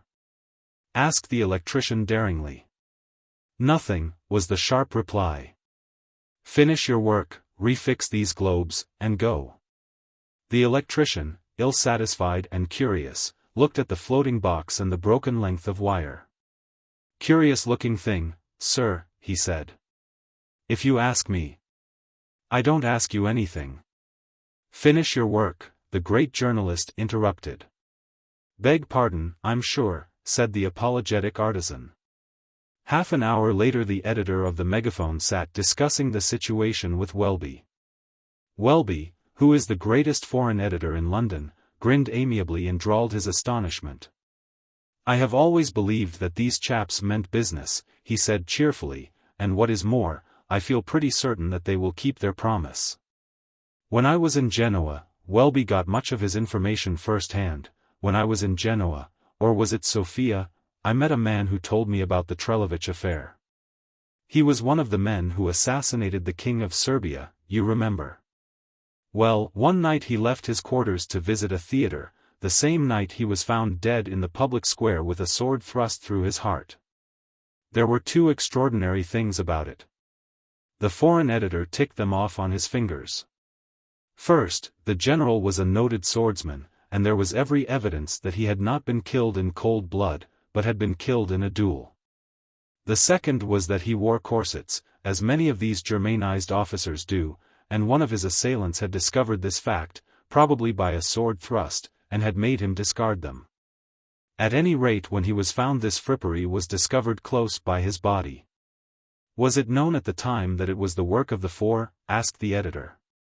Welby shook his head. "Even I had never heard of them before," he said resentfully. Then he asked, "What have you done about your little scare?" "I've seen the hall porters and the messengers, and every man on duty at the time, but the coming and the going of our mysterious friend, I don't suppose there was more than one, is unexplained. It really is a remarkable thing. Do you know, Welby, it gives me quite an uncanny feeling." The gum on the envelope was still wet. "The letter must have been written on the premises and sealed down within a few seconds of my entering the room." "Were the windows open?" "No. All three were shut and fastened, and it would have been impossible to enter the room that way." The detective who came to receive a report of the circumstances endorsed this opinion. The man who wrote this letter must have left your room not longer than a minute before you arrived, he concluded, and took charge of the letter. Being a young and enthusiastic detective, before finishing his investigations he made a most-minute search of the room, turning up carpets, tapping walls, inspecting cupboards, and taking laborious and unnecessary measurements with a foot rule. There are a lot of our chaps who sneer at detective stories, he explained to the amused editor, but I have read almost everything that has been written by Gaboriau and Conan Doyle. And I believe in taking notice of little things. There wasn't any cigar ash or anything of that sort left behind, was there? He asked, wistfully. I'm afraid not, said the editor, gravely. Pity, said the detective, and wrapping up the infernal machine and its appurtenances, he took his departure. Afterwards the editor informed Welby that the disciple of Holmes had spent half an hour with a magnifying glass examining the floor. He found half a sovereign that I lost weeks ago, so it's really an ill wind. All that evening nobody but Welby and the chief knew what had happened in the editor's rooms. There was some rumor in the sub-editor's department that a small accident had occurred in the sanctum. Chief busted a fuse in his room and got a devil of a fright, said the man who attended to the shipping list. Dear me, said the weather expert, looking up from his chart, do you know something like that happened to me the other night? The chief had directed a few firm words to the detective before his departure. Only you and myself know anything about this occurrence, said the editor, so if it gets out I shall know it comes from Scotland Yard. You may be sure nothing will come from us, was the detective's reply. We've got into too much hot water already. That's good, said the editor, and that's good sounded like a threat. So that Welby and the chief kept the matter a secret till half an hour before the paper went to press. This may seem to the layman an extraordinary circumstance, but experience has shown most men who control newspapers that news has an unlucky knack of leaking out before it appears in type. Wicked compositors, and even compositors can be wicked, have been known to screw up copies of important and exclusive news and to throw them out of a convenient window, where they have fallen close to a patient man standing in the street below and have been immediately hurried off to the office of a rival newspaper and sold for more than their weight in gold. Such cases have been known. But at 11:30 the buzzing hive of Megaphone House began to hum, for then it was that the sub-editors learnt for the first time of the outrage. It was a great story. Still another Megaphone scoop. Headlined half down the page with the "Just for again, outrage at the office of the Megaphone, devilish ingenuity," another threatening letter, "The four will keep their promise, remarkable document, will the police save Sir Philip Ramone?" A very good story, said the chief complacently, reading the proofs. He was preparing to leave, and was speaking to Welby by the door. Not bad, said the discriminating Welby. What I think, hello. The last was addressed to a messenger who appeared with a stranger. Gentleman wants to speak to somebody, sir, bit excited, so I brought him up. He's a foreigner, and I can't understand him, so I brought him to you, this to Welby. What do you want? Asked the chief in French. The man shook his head, and said a few words in a strange tongue. Ah, said Welby. Spanish, what do you wish? He said in that language. Is this the office of that paper? The man produced a grimy copy of the Megaphone. Yes. Can I speak to the editor? The chief looked suspicious. I am the editor, he said. The man looked over his shoulder, then leant forward. I am one of the four just men, he said hesitatingly. Welby took a step towards him and scrutinized him closely. What is your name? He asked quickly. Miguel Thery of Jerez, replied the man. It was 10:30 when, returning from a concert, the cab that bore Poicart and Manfred westward passed through Hanover Square and turned off to Oxford Street. You asked to see the editor, Manfred was explaining. They take you up to the offices, you explain your business to somebody, they are very sorry, but they cannot help you. They are very polite, but not to the extent of seeing you off the premises, so, wandering about seeking your way out, you come to the editor's room and, knowing that he is out, slip in. Make your arrangements, walk out, locking the door after you if nobody is about, addressing a few farewell words to an imaginary occupant, if you are seen, and voila. Poicart bit the end of his cigar. Use for your envelope a gum that will not dry under an hour and you heighten the mystery, he said quietly, and Manfred was amused. The envelope just fastened is an irresistible attraction to an English detective. The cab speeding along Oxford Street turned into the Edgware Road, when Manfred put up his hand and pushed open the trap in the roof. "We'll get down here," he called, and the driver pulled up to the sidewalk. "I thought you said Pembridge Gardens," he remarked, as Manfred paid him. "So I did," said Manfred, "good night."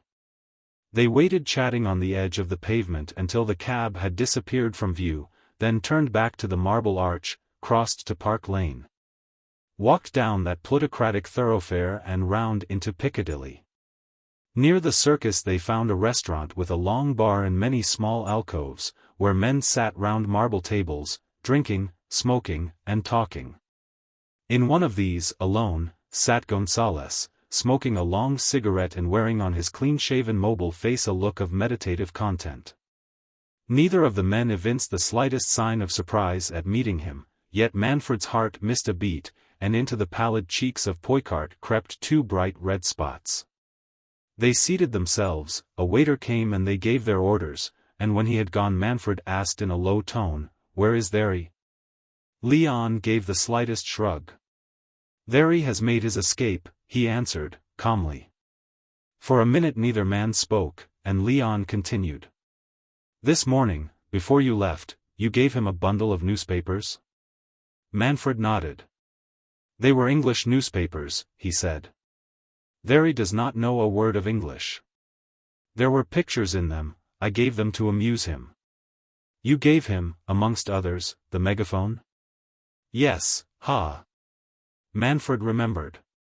The offer of a reward was in it, and the free pardon, printed in Spanish. Manfred was gazing into vacancy. "I remember," he said, slowly, "I read it afterwards." "It was very ingenious," remarked Poicart, commendingly. "I noticed he was rather excited, but I accounted for this by the fact that we had told him last night of the method we intended adopting for the removal of Ramon and the part he was to play." Leon changed the topic to allow the waiter to serve the refreshments that had been ordered. "It is preposterous," he went on, without changing his key, "that a horse on which so much money has been placed should not have been sent to England at least a month in advance. The idea of a bad channel crossing leading to the scratching of the favorite of a big race is unheard of," added Manfred, severely. The waiter left them. "We went for a walk this afternoon," resumed Leon, "and we were passing along Regent Street, he stopping every few seconds to look in the shops. When suddenly, we had been staring at the window of a photographer's, I missed him. There were hundreds of people in the street, but no Thery. I have been seeking him ever since." Leon sipped his drink and looked at his watch. The other two men did nothing, said nothing. A careful observer might have noticed that both Manfred's and Poicart's hands strayed to the top button of their coats. "Perhaps not so bad as that," smiled Gonzales. Manfred broke the silence of the two. "I take all blame," he commenced, but Poicart stopped him with a gesture. "If there is any blame, I alone am blameless," he said with a short laugh. "No, George, it is too late to talk of blame. We underrated the cunning of Monsieur, the enterprise of the English newspapers and the girl at Harrace," concluded Leon. 5 minutes passed in silence, each man thinking rapidly. "I have a motor-car not far from here," said Leon at length. "You had told me you would be at this place by 11 o'clock. We have the naphtha launch at Burnham-on-Crouch, we could be in France by daybreak." Manfred looked at him. "What do you think yourself?" he asked. "I say stay and finish the work," said Leon.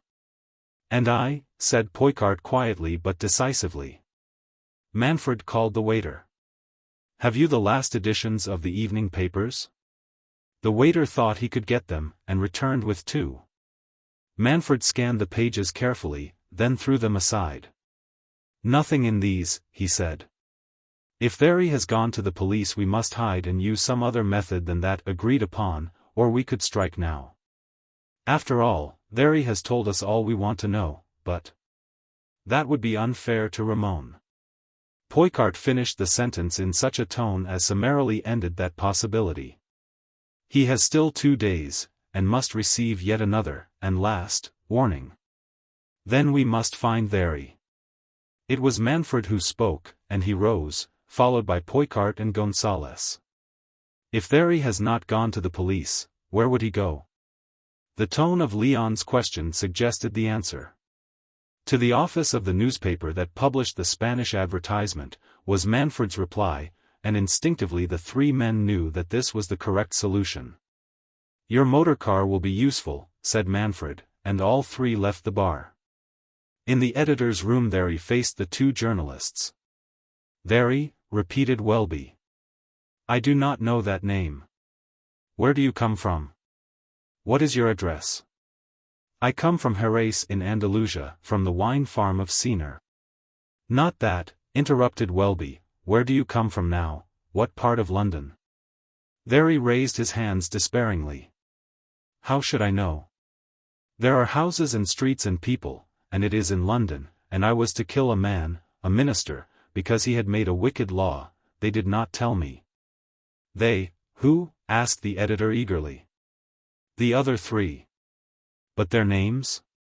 Thery shot a suspicious glance at his questioner. "There is a reward," he said sullenly, "and a pardon. I want these before I tell." The editor stepped to his desk. "If you are one of the 4 you shall have your reward, you shall have some of it now." He pressed a button and a messenger came to the door.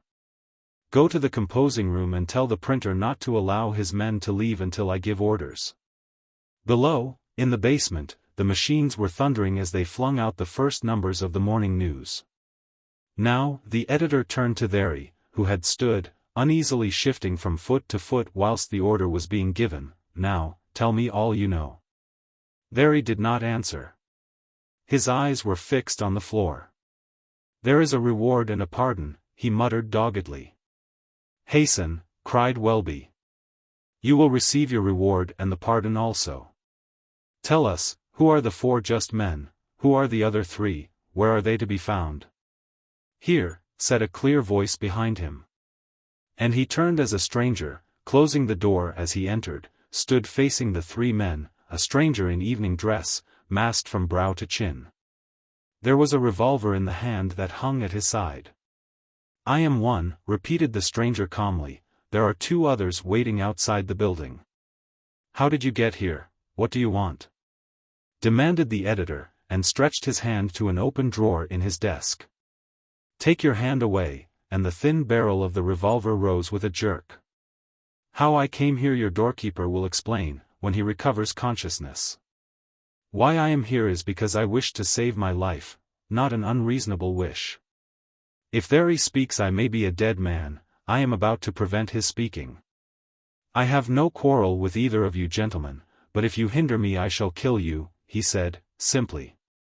He spoke all the while in English, and Thery, with wide-stretched eyes and distended nostrils, shrank back against the wall, breathing quickly.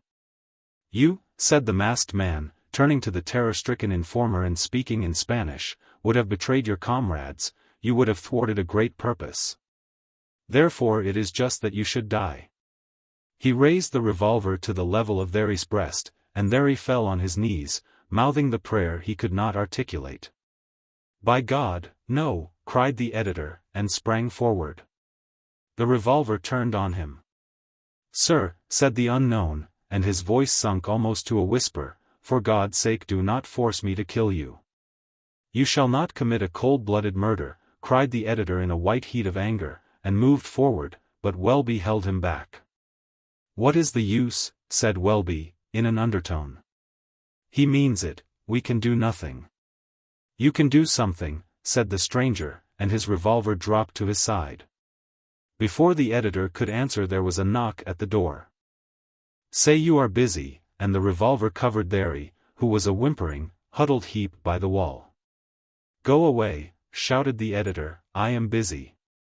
"The printers are waiting," said the voice of the messenger. "Now," asked the chief, as the footsteps of the boy died away, "what can we do?"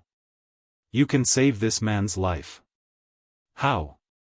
"Give me your word of honor that you will allow us both to depart, and will neither raise an alarm nor leave this room for a quarter of an hour." The editor hesitated. "How do I know that the murder you contemplate will not be committed as soon as you get clear?" The other laughed under his mask. "How do I know that as soon as I have left the room you will not raise an alarm?" "I should have given my word, sir," said the editor, stiffly. "And I mine," was the quiet response, "and my word has never been broken." In the editor's mind a struggle was going on. Here in his hand was the greatest story of the century. Another minute and he would have extracted from Thery the secret of the four. Even now a bold dash might save everything, and the printers were waiting, but the hand that held the revolver was the hand of a resolute man, and the chief yielded.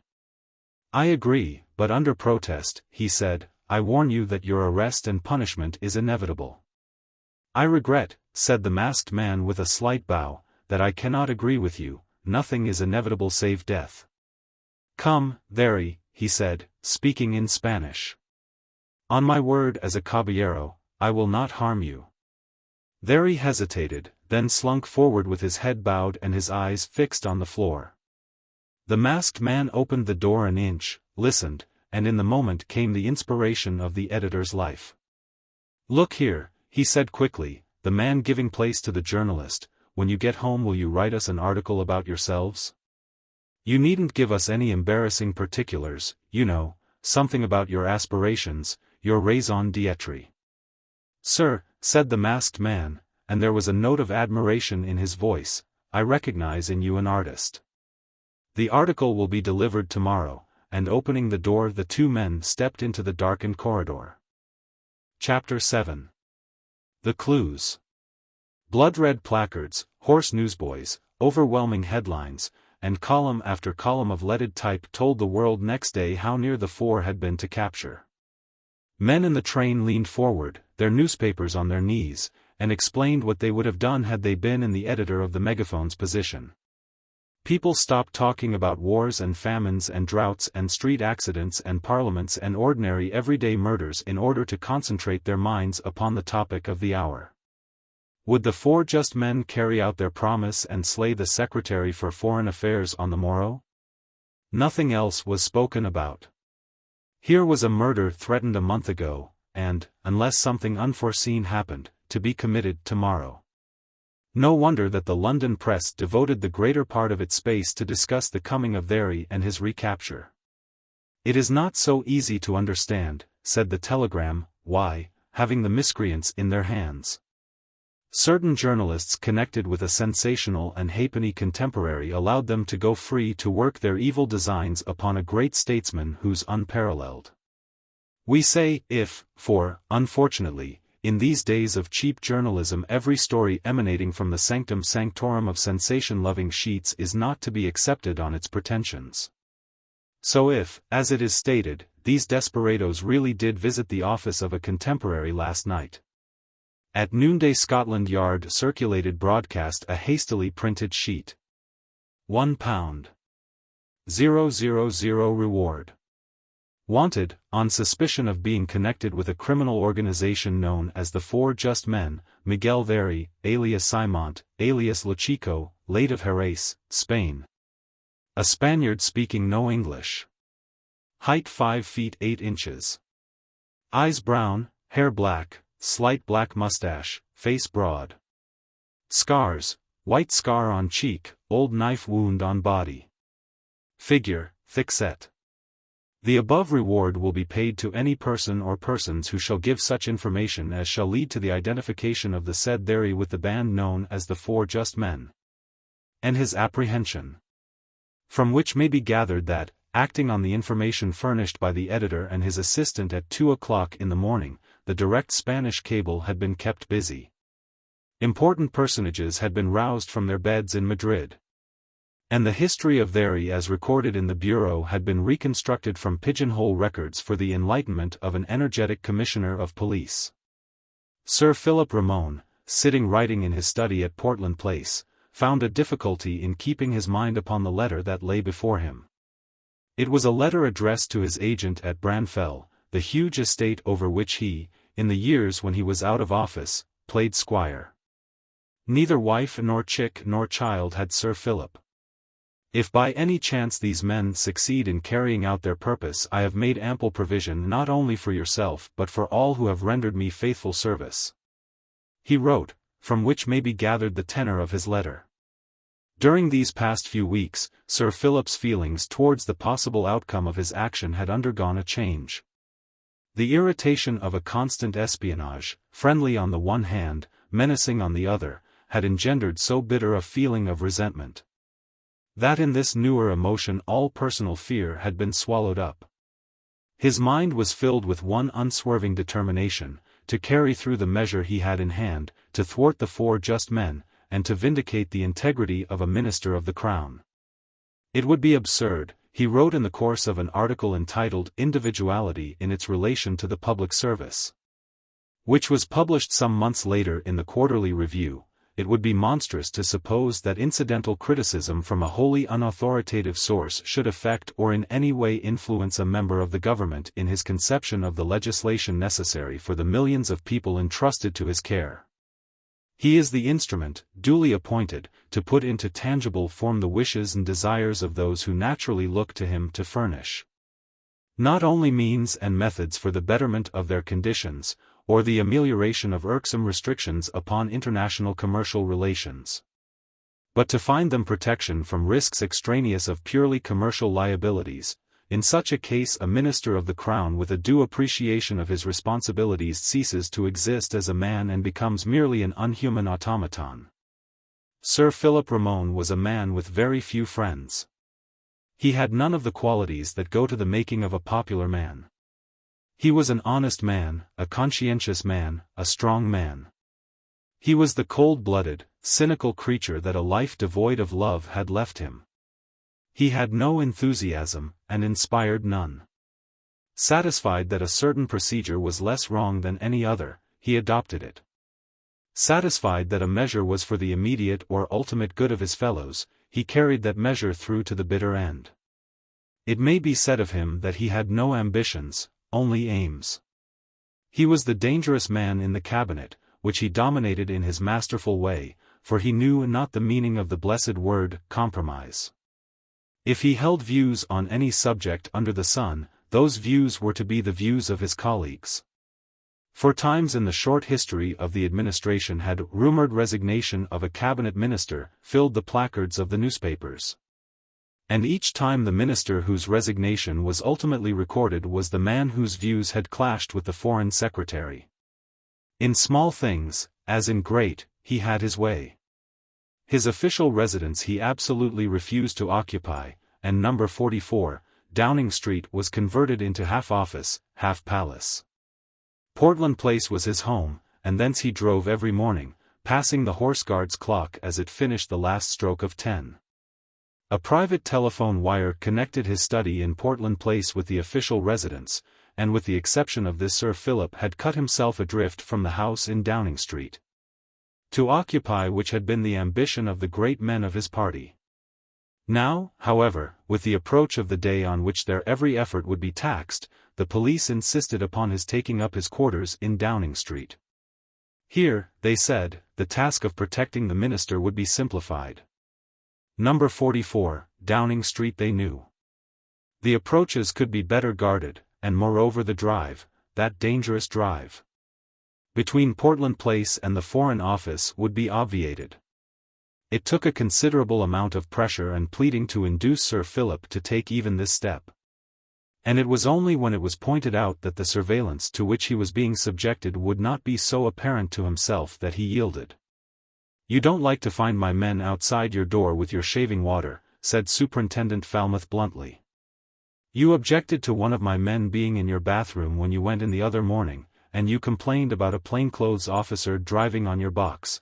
Well, Sir Philip, in Downing Street I promise that you shan't even see them." This clinched the argument. It was just before leaving Portland Place to take up his new quarters that he sat writing to his agent whilst the detective waited outside the door. The telephone at Sir Philip's elbow buzzed, he hated bells, and the voice of his private secretary asked with some anxiety how long he would be. "We have got 60 men on duty at 44, said the secretary, zealous and young, "and today and tomorrow we shall," and Sir Philip listened with growing impatience to the recital. "I wonder you have not got an iron safe to lock me in," he said petulantly, and closed the conversation. There was a knock at the door and Falmouth put his head inside. "I don't want to hurry you, sir," he said, "but—" So the Foreign Secretary drove off to Downing Street in something remarkably like a temper. For he was not used to being hurried, or taken charge of, or ordered hither and thither.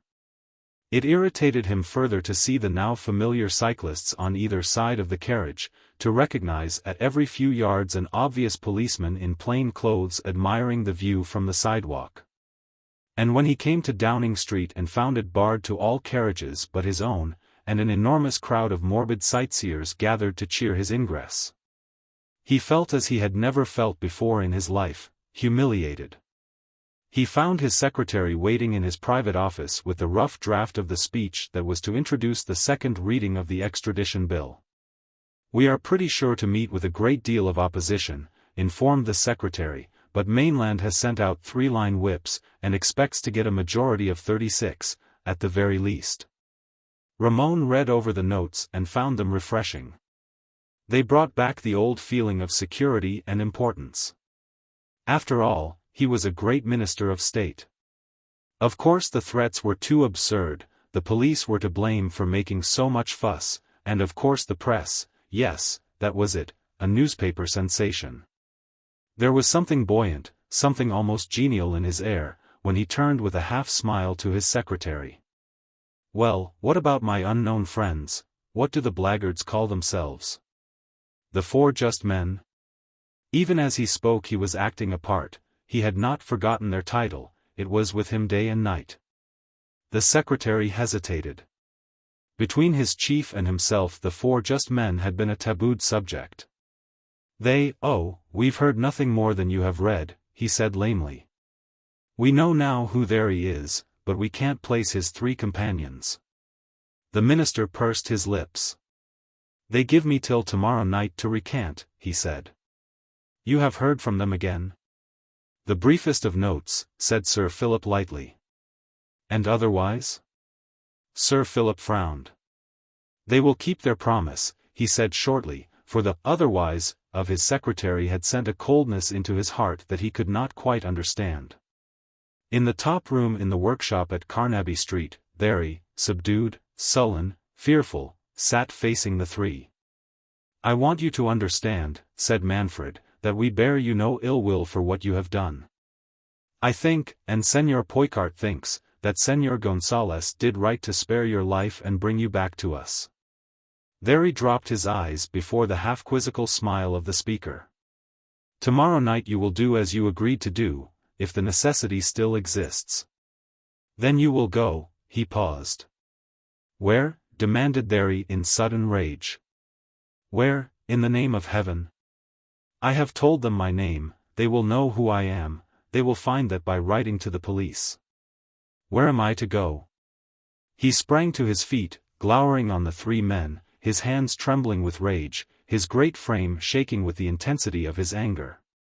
"You betrayed yourself," said Manfred quietly. "That is your punishment. But we will find a place for you, a new Spain under other skies, and the girl at Jerez shall be there waiting for you." Thery looked from one to the other suspiciously. Were they laughing at him? There was no smile on their faces. González alone looked at him with keen, inquisitive eyes, as though he saw some hidden meaning in the speech. "Will you swear that?" asked Thery hoarsely. "Will you swear that by the—" "I promise that, if you wish it, I will swear it," said Manfred. "And now," he went on, his voice changing, "you know what is expected of you tomorrow night, what you have to do?" Thery nodded. "There must be no hitch, no bungling. You and I and Poicart and Gonzales will kill this unjust man in a way that the world will never guess, such an execution as shall appall mankind, a swift death, a sure death. A death that will creep through cracks, that will pass by the guards unnoticed. Why, there never has been such a thing done, such. He stopped dead, with flushed cheeks and kindling eyes, and met the gaze of his two companions, Poicart, impassive, sphinx-like, Leon, interested and analytic.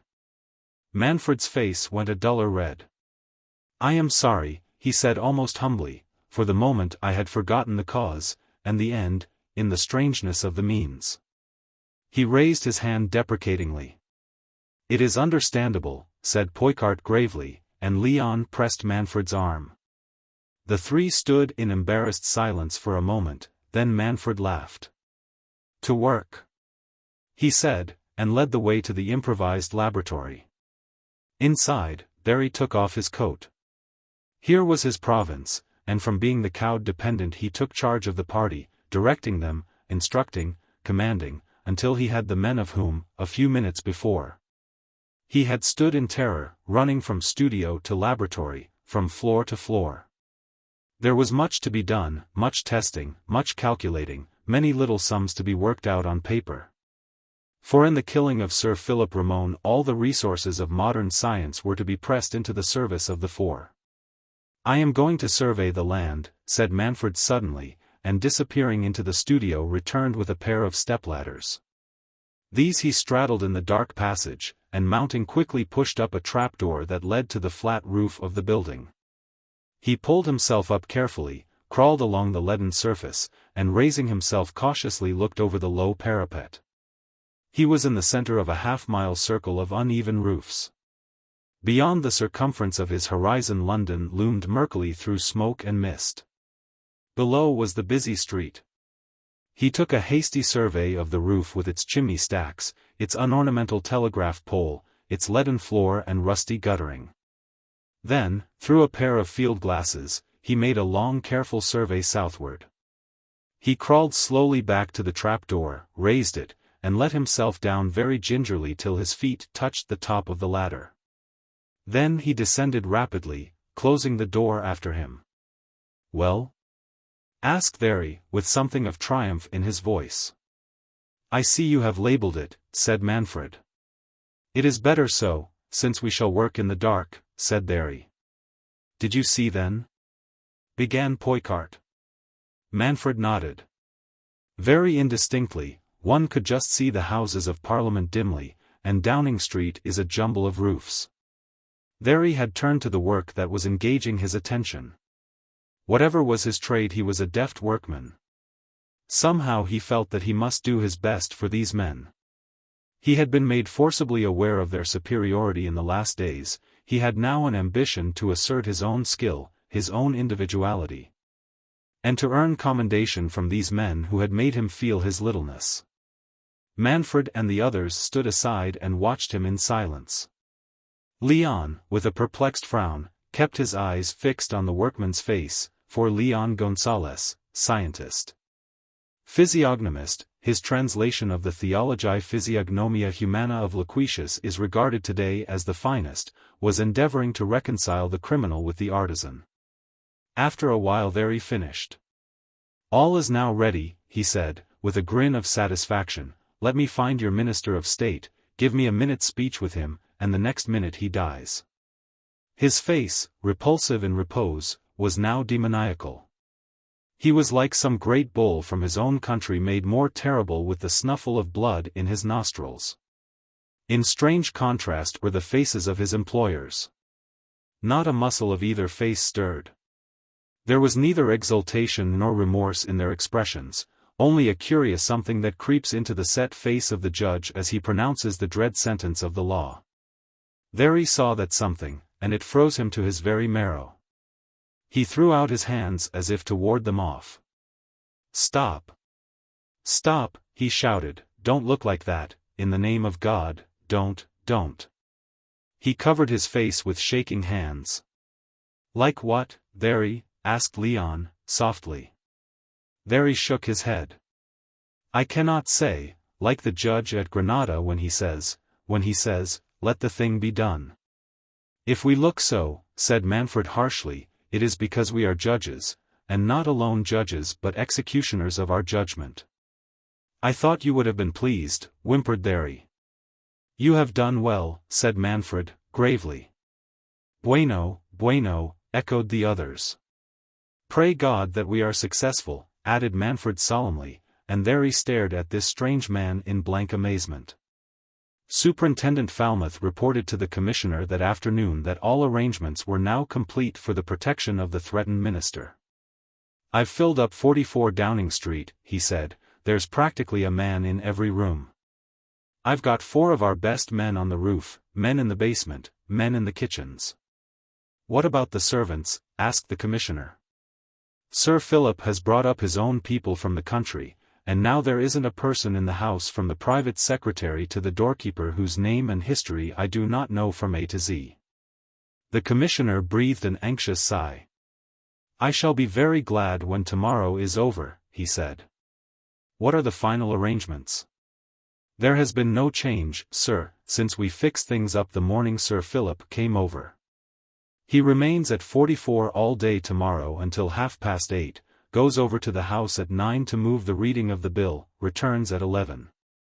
I have given orders for the traffic to be diverted along the embankment between 9:15 and 15:15, and the same at 11, said the commissioner. Foreclosed carriages will drive from Downing Street to the house, Sir Philip will drive down on a motor car immediately afterwards. There was a rap at the door. The conversation took place in the commissioner's office, and a police officer entered. He bore a card in his hand, which he laid upon the table. Señor José de Silva, read the commissioner, the Spanish chief of police, he explained to the superintendent. Show him in, please. Señor de Silva, a lithe little man, with a pronounced nose and a beard, greeted the Englishman with the exaggerated politeness that is peculiar to Spanish official circles. I am sorry to bring you over, said Mr. Commissioner, after he had shaken hands with the visitor and had introduced him to Falmouth. We thought you might be able to help us in our search for Thery. Luckily I was in Paris, said the Spaniard. Yes, I know Thery, and I am astounded to find him in such distinguished company. Do I know the 4? His shoulders went up to his ears. Who does? I know of them, there was a case at Malaga, you know. Thery is not a good criminal. I was astonished to learn that he had joined the band. By the way, said the chief, picking up a copy of the police notice that lay on his desk, and running his eye over it. Your people omitted to say, although it really isn't of very great importance, what is Thery's trade? The Spanish policeman knitted his brow. Thery's trade. Let me remember, he thought for a moment. Thery's trade? I don't think I know, yet I have an idea that it is something to do with rubber. His first crime was stealing rubber, but if you want to know for certain. The commissioner laughed. It really isn't at all important, he said lightly. Chapter 8. The Messenger of the 4. There was yet another missive to be handed to the doomed minister. In the last he had received there had occurred the sentence, one more warning you shall receive, and, so that we may be assured it shall not go astray. Our next and last message shall be delivered into your hands by one of us in person. This passage afforded the police more comfort than had any episode since the beginning of the scare. They placed a curious faith in the honesty of the 4 men. They recognized that these were not ordinary criminals and that their pledge was inviolable. Indeed, had they thought otherwise, the elaborate precautions that they were taking to ensure the safety of Sir Philip would not have been made. The honesty of the 4 was their most terrible characteristic. In this instance it served to raise a faint hope that the men who were setting at defiance the establishment of the law would overreach themselves. The letter conveying this message was the one to which Sir Philip had referred so airily in his conversation with his secretary. It had come by post, bearing the date Mark, Balham, 12:15. The question is, shall we keep you absolutely surrounded, so that these men cannot by any possible chance carry out their threat? Asked Superintendent Falmouth, in some perplexity, Or shall we apparently relax our vigilance in order to lure one of the four to his destruction? The question was directed to Sir Philip Ramone as he sat huddled up in the capacious depths of his office chair. "You want to use me as a bait?" he asked sharply. The detective expostulated. "Not exactly that, sir, we want to give these men a chance." "I understand perfectly," said the minister, with some show of irritation. The detective resumed. "We know now how the infernal machine was smuggled into the house. On the day on which the outrage was committed, an old member, Mr. Bacco, the member for North Torrington, was seen to enter the house." "Well?" asked Sir Philip in surprise. "Mr. Bacco was never within 100 miles of the House of Commons on that date," said the detective quietly.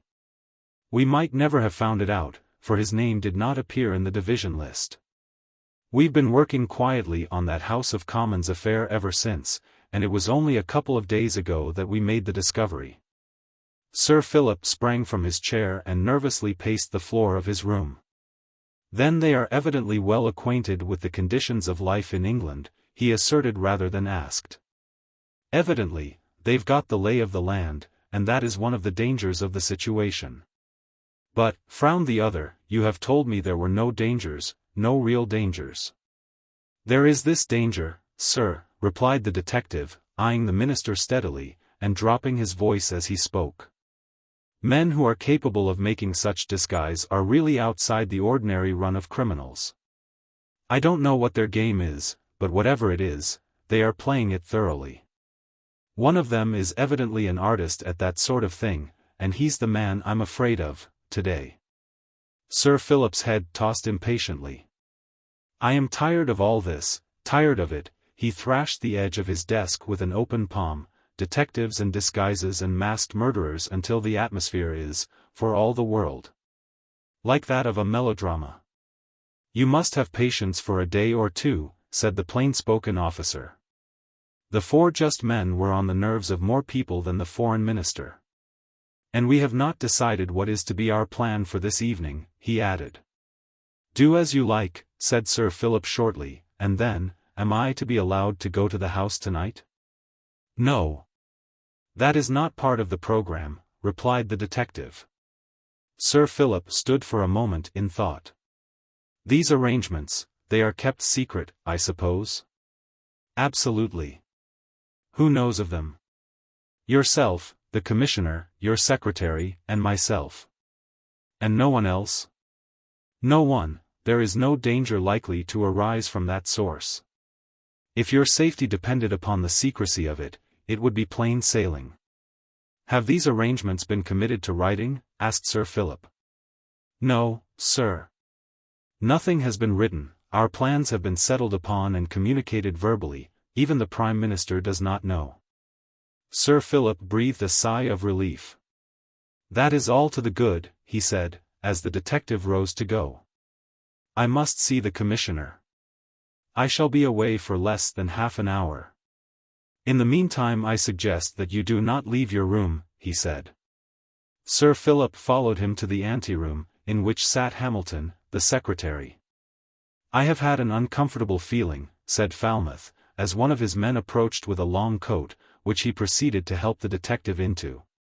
"A sort of instinctive feeling this last day or two, that I have been watched and followed, so that I am using a motor car to convey me from place to place. They can't follow that without attracting some notice." He dipped his hand into the pocket and brought out a pair of motor goggles. He laughed somewhat shamefacedly as he adjusted them. "This is the only disguise I ever adopt, and I might say, Sir Philip," he added with some regret, "that this is the first time during my 25 years of service that I have ever played the fool like a stage detective." After Falmouth's departure the foreign minister returned to his desk. He hated being alone, it frightened him. That there were 20 detectives within call did not dispel the feeling of loneliness. The terror of the four was ever with him, and this had so worked upon his nerves that the slightest noise irritated him. He played with the penholder that lay on the desk. He scribbled inconsequently on the blotting pad before him, and was annoyed to find that the scribbling had taken the form of numbers of figure 4. Was the bill worth it? Was the sacrifice called for? Was the measure of such importance as to justify the risk? These things he asked himself again and again, and then immediately, what sacrifice? What risk? I am taking the consequences too much for granted, he muttered, throwing aside the pen, and half turning from the writing table. There is no certainty that they will keep their words, bah! It is impossible that they should. There was a knock at the door. Hello. Superintendent, said the foreign minister as the knocker entered. Back again already. The detective, vigorously brushing the dust from his mustache with a handkerchief, drew an official-looking blue envelope from his pocket. I thought I had better leave this in your care, he said, dropping his voice. It occurred to me just after I had left. Accidents happen, you know. The minister took the document. What is it? He asked. It is something which would mean absolute disaster for me if by chance it was found in my possession, said the detective, turning to go. What am I to do with it? You would greatly oblige me by putting it in your desk until I return. And the detective stepped into the anteroom, closed the door behind him and, acknowledging the salute of the plainclothes officer who guarded the outer door, passed to the motor car that waited him. Sir Philip looked at the envelope with a puzzled frown. It bore the superscription, confidential, and the address, Department A, CID, Scotland Yard. Some confidential report, thought Sir Philip, and an angry doubt as to the possibility of its containing particulars of the police arrangements for his safety filled his mind. He had hit by accident upon the truth had he but known. The envelope contained those particulars. He placed the letter in a drawer of his desk and drew some papers toward him. They were copies of the bill for the passage of which he was daring so much. It was not a long document. The clauses were few in number, the objects, briefly described in the preamble, were tersely defined. There was no fear of this bill failing to pass on the morrow. The government's majority was assured. Men had been brought back to town, stragglers had been whipped in. Prayers and threats alike had assisted in concentrating the rapidly dwindling strength of the administration on this one effort of legislation. And what the frantic entreaties of the whips had failed to secure, curiosity had accomplished. For members of both parties were hurrying to town to be present at a scene which might perhaps be history, and, as many feared, tragedy. As Sir Philip conned the paper he mechanically formed in his mind the line of attack, for tragedy or none. The bill struck at too many interests in the House to allow of its passage without a stormy debate. He was a master of dialectics, a brilliant casuist, a coiner of phrases that stuck and stung. There was nothing for him to fear in the debate. If only. It hurt him to think of the four just men, not so much because they threatened his life, he had gone past that, but the mere thought that there had come a new factor into his calculations. A new and a terrifying force, that could not be argued down or brushed aside with an acid jest, or intrigued against, or adjusted by any parliamentary method. He did not think of compromise. The possibility of making terms with his enemy never once entered his head. "I'll go through with it," he cried, not once but a score of times. "I'll go through with it," and now, as the moment grew nearer to hand, his determination to try conclusions with this new world force grew stronger than ever. The telephone at his elbow purred, he was sitting at his desk with his head on his hands, and he took the receiver. The voice of his house steward reminded him that he had arranged to give instructions for the closing of the house in Portland Place. For 2 or 3 days, or until this terror had subsided, he intended that his house should be empty. He would not risk the lives of his servants. If the four intended to carry out their plan they would run no risks of failure, and if the method they employed were a bomb, then, to make assurance doubly sure. An explosion at Downing Street might well synchronize with an outrage at Portland Place. He had finished his talk, and was replacing the receiver when a knock at the door heralded the entry of the detective. He looked anxiously at the minister. "Nobody been, sir?" he asked. Sir Philip smiled. "If by that you mean have the four delivered their ultimatum in person, I can comfort your mind, they have not." The detective's face was evidence of his relief. "Thank heaven," he said fervently. "I had an awful dread that whilst I was away something would happen. But I have news for you, sir." "Indeed?" "Yes, sir, the Commissioner has received a long cable from America. Since the 2 murders in that country, one of Pinkerton's men has been engaged in collecting data. For years he has been piecing together the scrappy evidence he has been able to secure, and this is his cablegram." The detective drew a paper from his pocket and, spreading it on the desk, read: "Pinkerton, Chicago, to Commissioner of Police, Scotland Yard, London. Warn Ramon that the 4 do not go outside their promise. If they have threatened to kill in a certain manner at a certain time, they will be punctual. We have proof of this characteristic. After Anderson's death, small memorandum book was discovered outside window of room, evidently dropped. Book was empty save for 3 pages, which were filled with neatly written memoranda headed 6 Methods of Execution. It was initialed C, 3rd letter in alphabet. Warn Ramon against following: drinking coffee in any form, opening letters or parcels, using soap that has not been manufactured under eye of trustworthy agent. Sitting in any room other than that occupied day and night by police officer. Examine his bedroom, see if there is any method by which heavy gases can be introduced. We are sending 2 men by Lucania to watch." The detective finished reading. Watch was not the last word in the original message, as he knew. There had been an ominous postscript, "Afraid they will arrive too late." "Then you think," asked the statesman, "that your danger lies in doing one of the things that Pinkerton warns us against," replied the detective. "There is no fear that the American police are talking idly. They have based their warning on some sure knowledge, and that is why I regard their cable as important." There was a sharp rap on the panel of the door, and without waiting for invitation the private secretary walked into the room, excitedly waving a newspaper. "Look at this," he cried. "Read this. The 4 have admitted their failure." "What?" shouted the detective, reaching for the journal. "What does this mean?" asked Sir Philip, sharply. "Only this, sir, these beggars, it appears, have actually written an article on their mission." "In what newspaper?" "The Megaphone. It seems when they recaptured Thery, the editor asked the masked man to write him an article about himself, and they've done it. And it's here, and they've admitted defeat, and. The detective had seized the paper and broke in upon the incoherent secretary's speech. "The creed of the 4 just men," he read. "Where is their confession of failure?"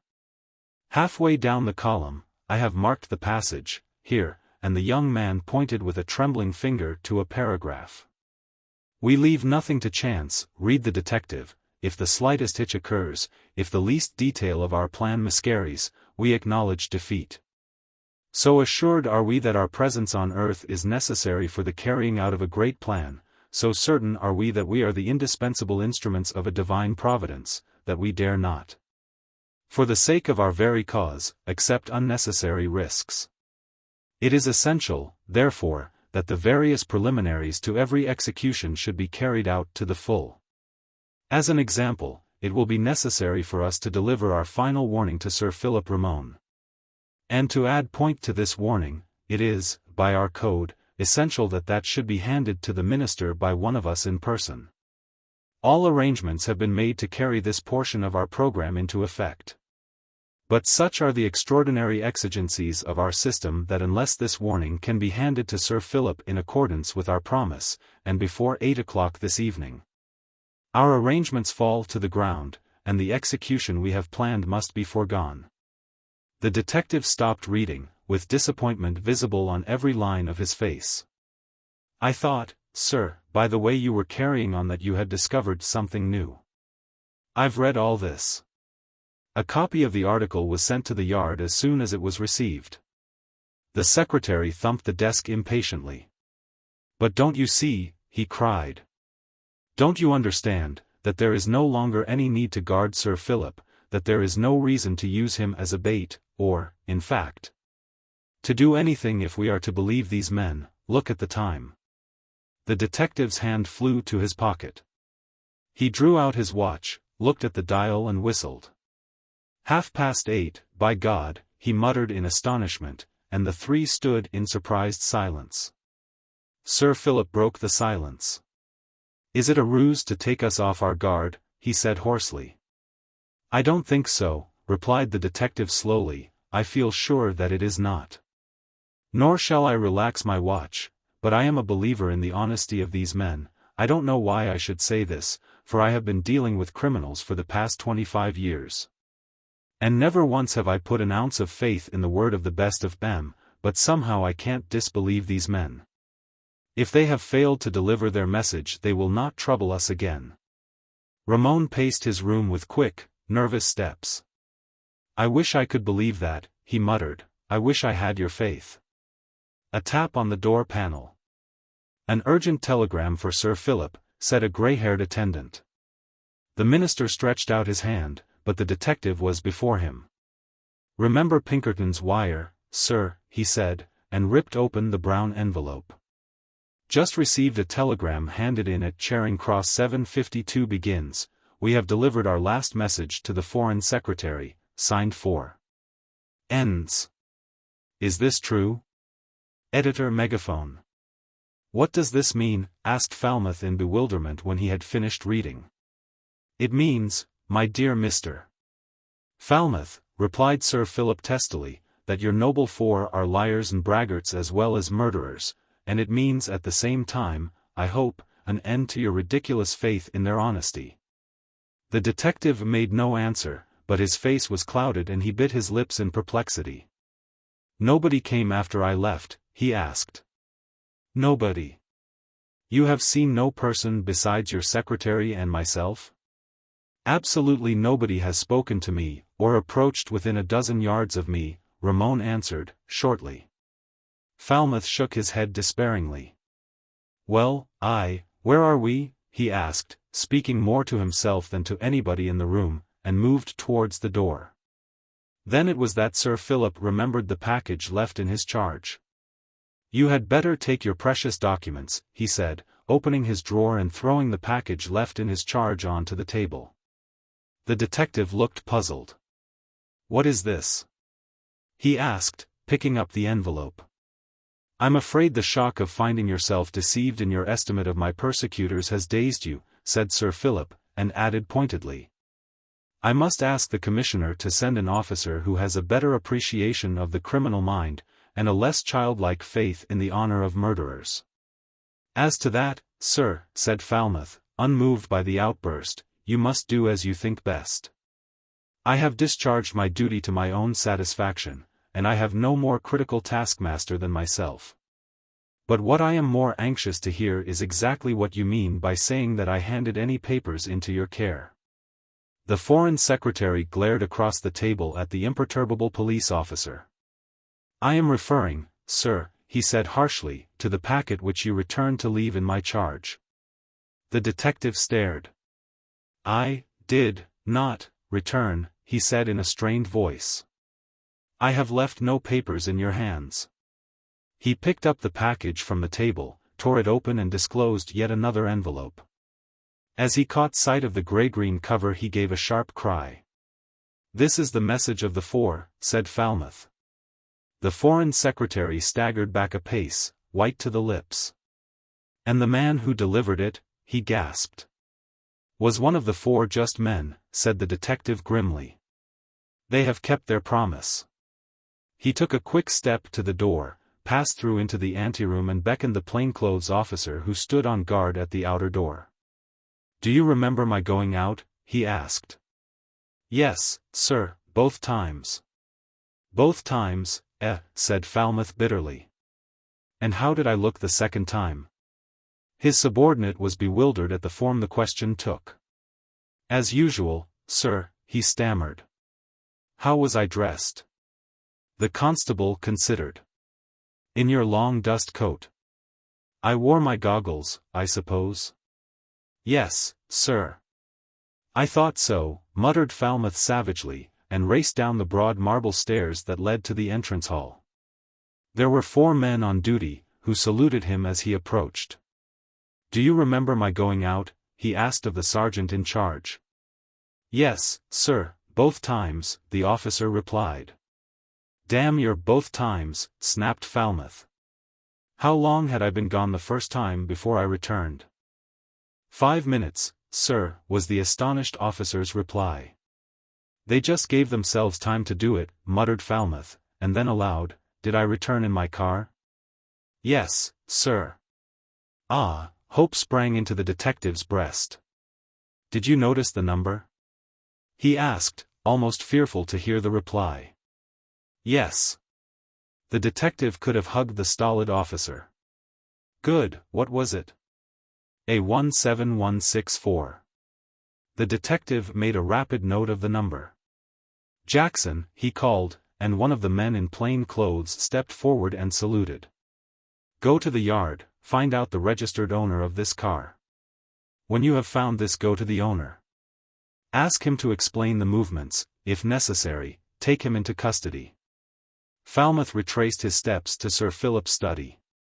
He found the statesman still agitatedly walking up and down the room, the secretary nervously drumming his fingers on the table and the letter still unopened. "As I thought," explained Falmouth. "The man you saw was one of the 4 impersonating me. He chose his time admirably, my own men were deceived. They managed to get a car exactly similar in build and color to mine, and, watching their opportunity, they drove to Downing Street a few minutes after I had left. There is one last chance of our catching him. Luckily the sergeant on duty noticed the number of the car, and we might be able to trace him through that. Hello." An attendant stood at the door. Would the superintendent see Detective Jackson? Falmouth found him waiting in the hall below. "I beg your pardon, sir," said Jackson, saluting, "but is there not some mistake in this number?" "Why?" asked the detective, sharply. "Because," said the man, "A17164 is the number of your own car." Chapter 9. The Pocketbook. The final warning was brief and to the point. "We allow you until tomorrow evening to reconsider your position in the matter of the aliens' extradition bill. If by 6 o'clock no announcement is made in the afternoon newspapers of your withdrawing this measure, we shall have no other course to pursue but to fulfill our promise. You will die at 8 in the evening. We append for your enlightenment a concise table of the secret police arrangements made for your safety tomorrow. Farewell. Signed, For Just Men." Sir Philip read this over without a tremor. He read, too, the slip of paper on which was written, in the strange foreign hand, the details that the police had not dared to put into writing. "There is a leakage somewhere," he said, and the 2 anxious watchers saw that the face of their charge was grey and drawn. "These details were known only to 4, said the detective quietly, "and I'll stake my life that it was neither the commissioner nor myself." "Nor I," said the private secretary emphatically. Sir Philip shrugged his shoulders with a weary laugh. "What does it matter? They know," he exclaimed, "by what uncanny method they have learnt the secret I neither know nor care. The question is, can I be adequately protected tomorrow night at 8 o'clock? Falmouth shut his teeth. "Either you'll come out of it alive or, by the Lord, they'll kill too," he said, and there was a gleam in his eye that spoke for his determination. The news that yet another letter had reached the great statesman was on the streets at 10 o'clock that night. It circulated through the clubs and theaters, and between the acts grave-faced men stood in the vestibules discussing Ramon's danger. The House of Commons was seething with excitement. In the hope that the minister would come down, a strong house had gathered, but the members were disappointed. For it was evident soon after the dinner recess that Sir Philip had no intention of showing himself that night. "Might I ask the Right Honourable the Prime Minister whether it is the intention of His Majesty's Government to proceed with the Aliens Extradition, Political Offence, Bill?" asked the Radical member for West Deptford, and whether he has not considered, in view of the extraordinary conditions that this bill has called into life, the advisability of postponing the introduction of this measure? The question was greeted with a chorus of "hears," and the Prime Minister rose slowly and turned an amused glance in the direction of the questioner. "I know of no circumstance that is likely to prevent my right honourable friend, who is unfortunately not in his place tonight, from moving the second reading of the bill tomorrow," he said. And sat down. "What the devil was he grinning at?" grumbled West Deptford to a neighbour. "He's deuced uncomfortable, is J.K., said the other wisely, "deuced uncomfortable. A man in the cabinet was telling me today that old J.K. has been feeling deuced uncomfortable. You mark my words," he said, "this four just men business is making the Premier deuced uncomfortable," and the Hon. member subsided to allow West Deptford to digest his neighbour's profundities. "I've done my best to persuade Ramon to drop the bill," the Premier was saying, "but he is adamant. And the pitiable thing is that he believes in his heart of hearts that these fellows intend keeping faith." "It is monstrous," said the Colonial Secretary hotly, "it is inconceivable that such a state of affairs can last. Why, it strikes at the root of everything, it unbalances every adjustment of civilization." "It is a poetical idea," said the phlegmatic Premier, "and the standpoint of the four is quite a logical one. Think of the enormous power for good or evil often vested in one man, a capitalist controlling the markets of the world. A speculator cornering cotton or wheat whilst mills stand idle and people starve, tyrants and despots with the destinies of nations between their thumb and finger, and then think of the four men. Known to none. Vague, shadowy figures stalking tragically through the world, condemning and executing the capitalist, the cornermaker, the tyrant, evil forces all, and all beyond reach of the law. We have said of these people, such of us as are touched with mysticism, that God would judge them. Here are men arrogating to themselves the divine right of superior judgment. If we catch them they will end their lives unpicturesquely, in a matter-of-fact, commonplace manner in a little shed in Pentonville jail. And the world will never realize how great the artists who perish. But Ramon? The Premier smiled. Here, I think, these men have just overreached themselves. Had they been content to slay first and explain their mission afterwards, I have little doubt that Ramon would have died. But they have warned and exposed their hand a dozen times over. I know nothing of the arrangements that are being made by the police. But I should imagine that by tomorrow night it will be as difficult to get within a dozen yards of Ramon as it would be for a Siberian prisoner to dine with the Tsar. Is there no possibility of Ramon withdrawing the bill? Asked the colonies. The Premier shook his head. Absolutely none, he said. The rising of a member of the opposition front bench at that moment to move an amendment to a clause under discussion cut short the conversation. The House rapidly emptied when it became generally known that Ramon did not intend appearing. And the members gathered in the smoking room and lobby to speculate upon the matter which was uppermost in their minds. In the vicinity of Palace Yard a great crowd had gathered, as in London crowds will gather, on the off chance of catching a glimpse of the man whose name was in every mouth. Street vendors sold his portrait, frowsy men purveying the real life and adventures of the four just men did a roaring trade, and itinerant street singers, introducing extemporized verses into their repertoire, declined the courage of that statesman bold, who dared for to resist the threats of coward alien and deadly anarchist. There was praise in these poor lyrics for Sir Philip, who was trying to prevent the foreigner from taking the bread out of the mouths of honest workingmen. The humour of which appealed greatly to Manfred. He and Poicart had driven to the Westminster end of the Embankment and, having dismissed their cab, were walking to Whitehall. I think the verse about the deadly foreign anarchist taking the bread out of the mouth of the homemade variety is distinctly good, chuckled Manfred. Both men were in evening dress, and Poicart wore in his buttonhole the silken button of a chevalier of the Legion d'Honneur. Manfred continued. I doubt whether London has had such a sensation since, when? Poicart's grim smile caught the other's eye and he smiled in sympathy. Well? I asked the same question of the maitre d'hotel, he said slowly, like a man loath to share a joke. He compared the agitation to the atrocious East End murders. Manfred stopped dead and looked with horror on his companion. Great heavens, he exclaimed in distress, it never occurred to me that we should be compared with him. They resumed their walk. It is part of the eternal bathos, said Poicart serenely, even De Quincey taught the English nothing. They were traversing that portion of Whitehall from which Scotland Yard runs.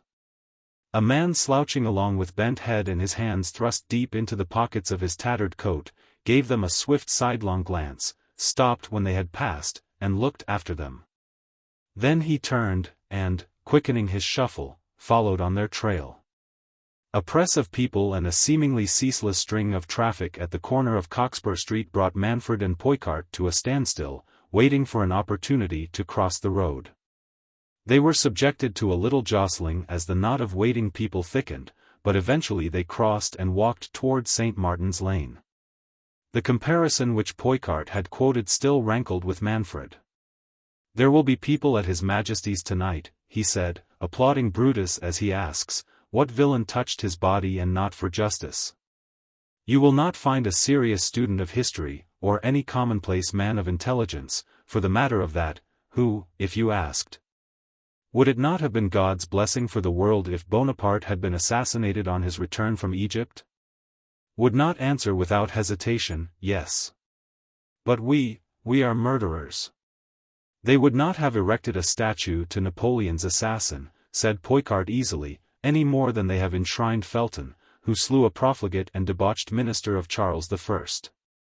Posterity may do us justice, he spoke half-mockingly, for myself I am satisfied with the approval of my conscience.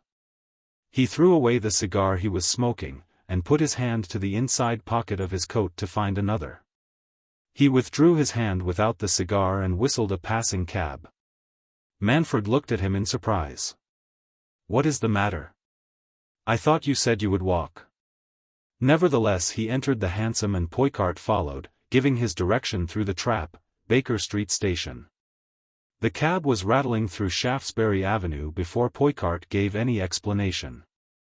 "I have been robbed," he said, sinking his voice, "my watch has gone, but that does not matter. The pocketbook with the notes I made for the guidance of Thery has gone, and that matters a great deal." "It may have been a common thief," said Manfred, "he took the watch." Poicart was feeling his pockets rapidly. "Nothing else has gone," he said. "It may have been, as you say, a pickpocket, who will be content with the watch and will drop the notebook down the nearest drain, but it may be a police agent." "Was there anything in it to identify you?" asked Manfred, in a troubled tone. "Nothing," was the prompt reply. "But unless the police are blind they would understand the calculations and the plans. It may not come to their hands at all, but if it does, and the thief can recognize us, we are in a fix." The cab drew up at the down station at Baker Street, and the two men alighted. "I shall go east," said Poicart, "we will meet in the morning. By that time I shall have learnt whether the book has reached Scotland Yard. Good night." And with no other farewell than this the two men parted. If Billy Marks had not had a drop of drink he would have been perfectly satisfied with his night's work. Filled, however, with that false liquid confidence that leads so many good men astray, Billy thought it would be a sin to neglect the opportunities that the gods had shown him. The excitement engendered by the threats of the four just men had brought all suburban London to Westminster. And on the Surrey side of the bridge Billy found hundreds of patient suburbanites waiting for conveyance to Streatham, Camberwell, Clapham, and Greenwich. So, the night being comparatively young, Billy decided to work the trams. He touched a purse from a stout old lady in black, a Waterbury watch from a gentleman in a top hat, a small hand mirror from a dainty bag, and decided to conclude his operations with the exploration of a superior young lady's pocket. Billy's search was successful. A purse and a lace handkerchief rewarded him, and he made arrangements for a modest retirement. Then it was that a gentle voice breathed into his ear. "Hello, Billy." He knew the voice, and felt momentarily unwell. "Hello, Mr. Howard," he exclaimed with feigned joy, "how are you, sir? Fancy meetin' you." "Where are you going, Billy?" asked the welcome Mr. Howard, taking Billy's arm affectionately. "'Ome," said the virtuous Billy. "Home it is," said Mr. Howard, leading the unwilling Billy from the crowd. "Home, sweet home, it is, Billy." He called another young man, with whom he seemed to be acquainted. "Go on that car, porter, and see who has lost anything. If you can find anybody, bring them along," and the other young man obeyed.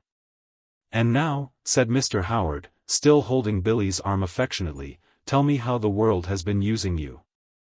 "Look there, Mr. Howard," said Billy earnestly, "what's the game? Where are you talking to me?" "The game is the old game," said Mr. Howard sadly, "the same old game, Bill, and I'm taking you to the same old sweet spot." "You've made a mistake this time, governor," cried Billy fiercely, and there was a slight clink. "Permit me, Billy," said Mr. Howard, stooping quickly and picking up the purse Billy had dropped. At the police station the sergeant behind the charge desk pretended to be greatly overjoyed at Billy's arrival.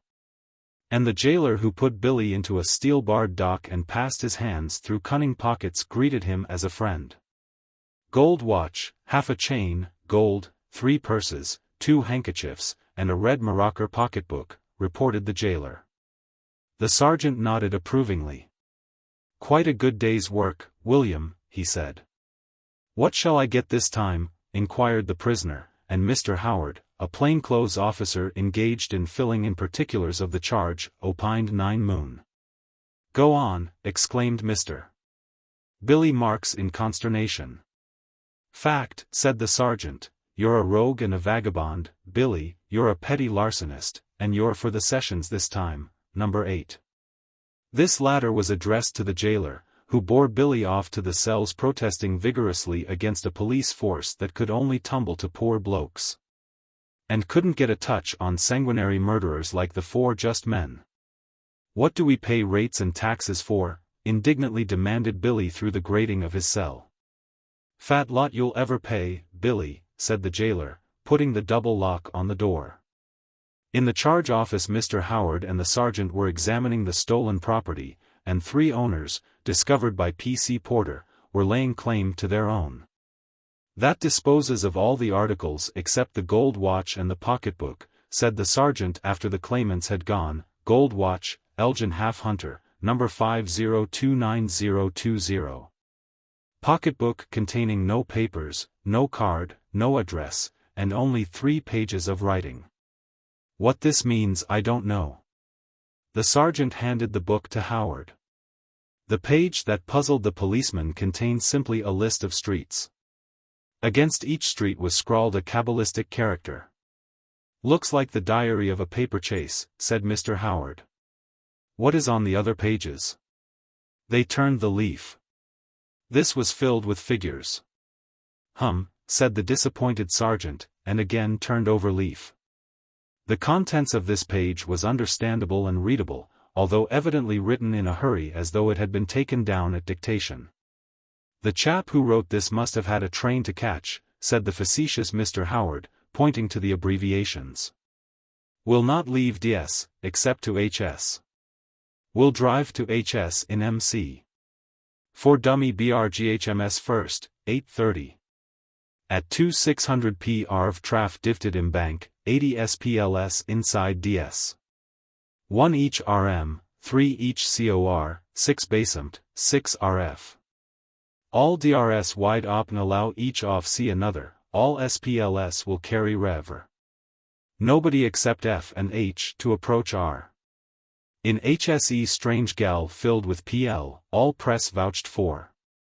200 SPL in CR. If any C battalion guards at disposal." The policeman read this over slowly. "Now what the devil does that mean?" asked the sergeant helplessly. It was at that precise moment that Constable Howard earned his promotion. "Let me have that book for 10 minutes, he said excitedly. The sergeant handed the book over with wondering stare. "I think I can find an owner for this," said Howard, his hand trembling as he took the book, and ramming his hat on his head he ran out into the street. He did not stop running until he reached the main road, and finding a cab he sprang in with a hurried order to the driver. "Whitehall, and drive like blazes," he called, and in a few minutes he was explaining his errand to the inspector in charge of the cordon that guarded the entrance of Downing Street. Constable Howard, 946L, Reserve, he introduced himself. I've a very important message for Superintendent Falmouth. That officer, looking tired and beaten, listened to the policeman's story.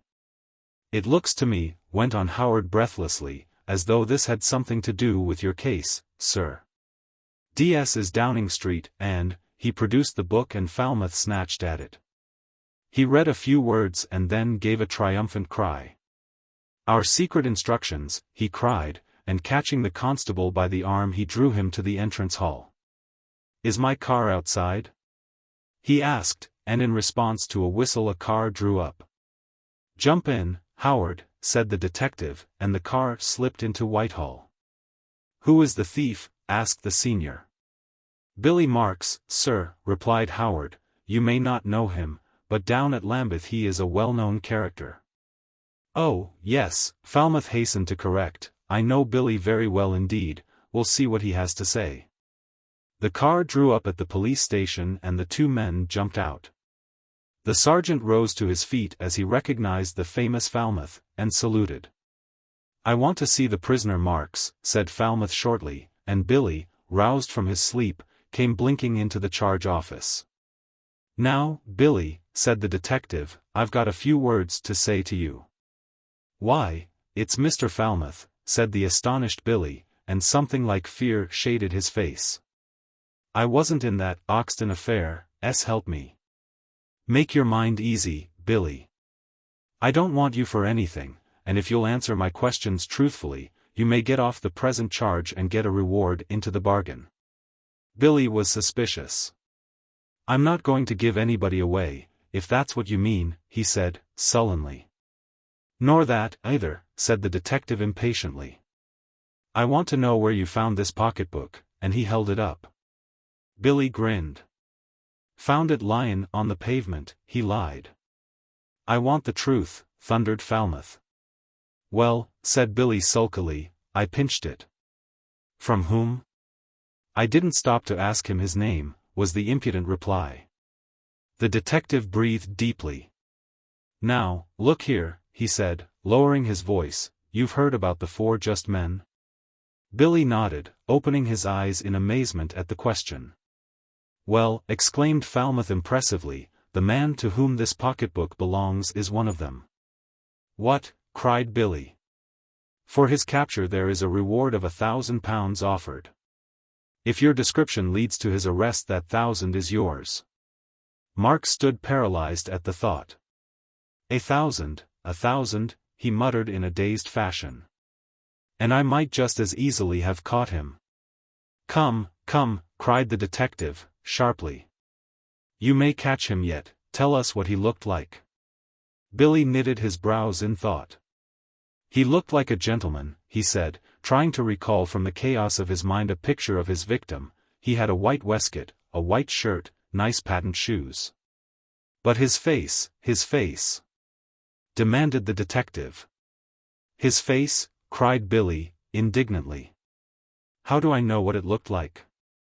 I don't look a chap in the face when I'm pinching his watch, do I? Chapter 10. The Cupidity of Marks. You cursed dolt, you infernal fool, stormed the detective, catching Billy by the collar and shaking him like a rat. Do you mean to tell me that you had one of the four just men in your hand, and did not even take the trouble to look at him? Billy wrenched himself free. You leave me alone, he said defiantly. How was I to know it was one of the four just men, and how do you know it was? He added with a cunning twist of his face. Billy's mind was beginning to work rapidly. He saw in this staggering statement of the detective a chance of making capital out of the position which to within a few minutes he had regarded as singularly unfortunate. I did get a bit of a glance at them, he said. They. Them, they, said the detective quickly. How many were there? Never mind, said Billy sulkily. He felt the strength of his position. Billy, said the detective earnestly, I mean business. If you know anything you've got to tell us. Ho, cried the prisoner in defiance. Got to, have I? Well, I know the law as well as you can't make a chap speak if he don't want. You can't. The detective signaled the other police officers to retire, and when they were out of earshot he dropped his voice and said, "Harry Moss came out last week." Billy flushed and lowered his eyes. "I don't know no Harry Moss," he muttered, doggedly. "Harry Moss came out last week," continued the detective shortly, "after doing 3 years for robbery with violence, 3 years and 10 lashes. "I don't know anything about it," said Marks, in the same tone.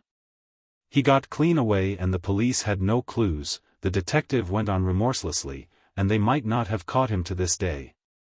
Only from information received they took him one night out of his bed in Lehman Street." Billy licked his dry lips but did not speak. "Harry Moss would like to know who he owes his 3 stretch to, and the 10. Men who've had the cat have a long memory, Billy." "That's not playing the game, Mr. Falmouth," cried Billy thickly. I was a bit hard up, and Harry Moss wasn't a pal of mine, and the police wanted to find out." "And the police want to find out now," said Falmouth. Billy Marks made no reply for a moment. "I'll tell you all there is to be told," he said at last, and cleared his throat. The detective stopped him. "Not here," he said. Then turning to the officer in charge. "Sergeant, you may release this man on bail, I will stand sponsor." The humorous side of this appealed to Billy at least, for he grinned sheepishly and recovered his former spirits. "First time I've been bailed out by the police," he remarked, facetiously. The motorcar bore the detective and his charge to Scotland Yard, and in Superintendent Falmouth's office Billy prepared to unburden himself. "Before you begin," said the officer, "I want to warn you that you must be as brief as possible. Every minute is precious." So Billy told his story. In spite of the warning there were embellishments, to which the detective was forced to listen impatiently. At last the pickpocket reached the point. "There was 2 of them, one a tall chap and one not so tall. I heard one say, 'My dear George,' the little one said that, the one I took the ticker from and the pocketbook." "Was there anything in the notebook?" Billy asked suddenly.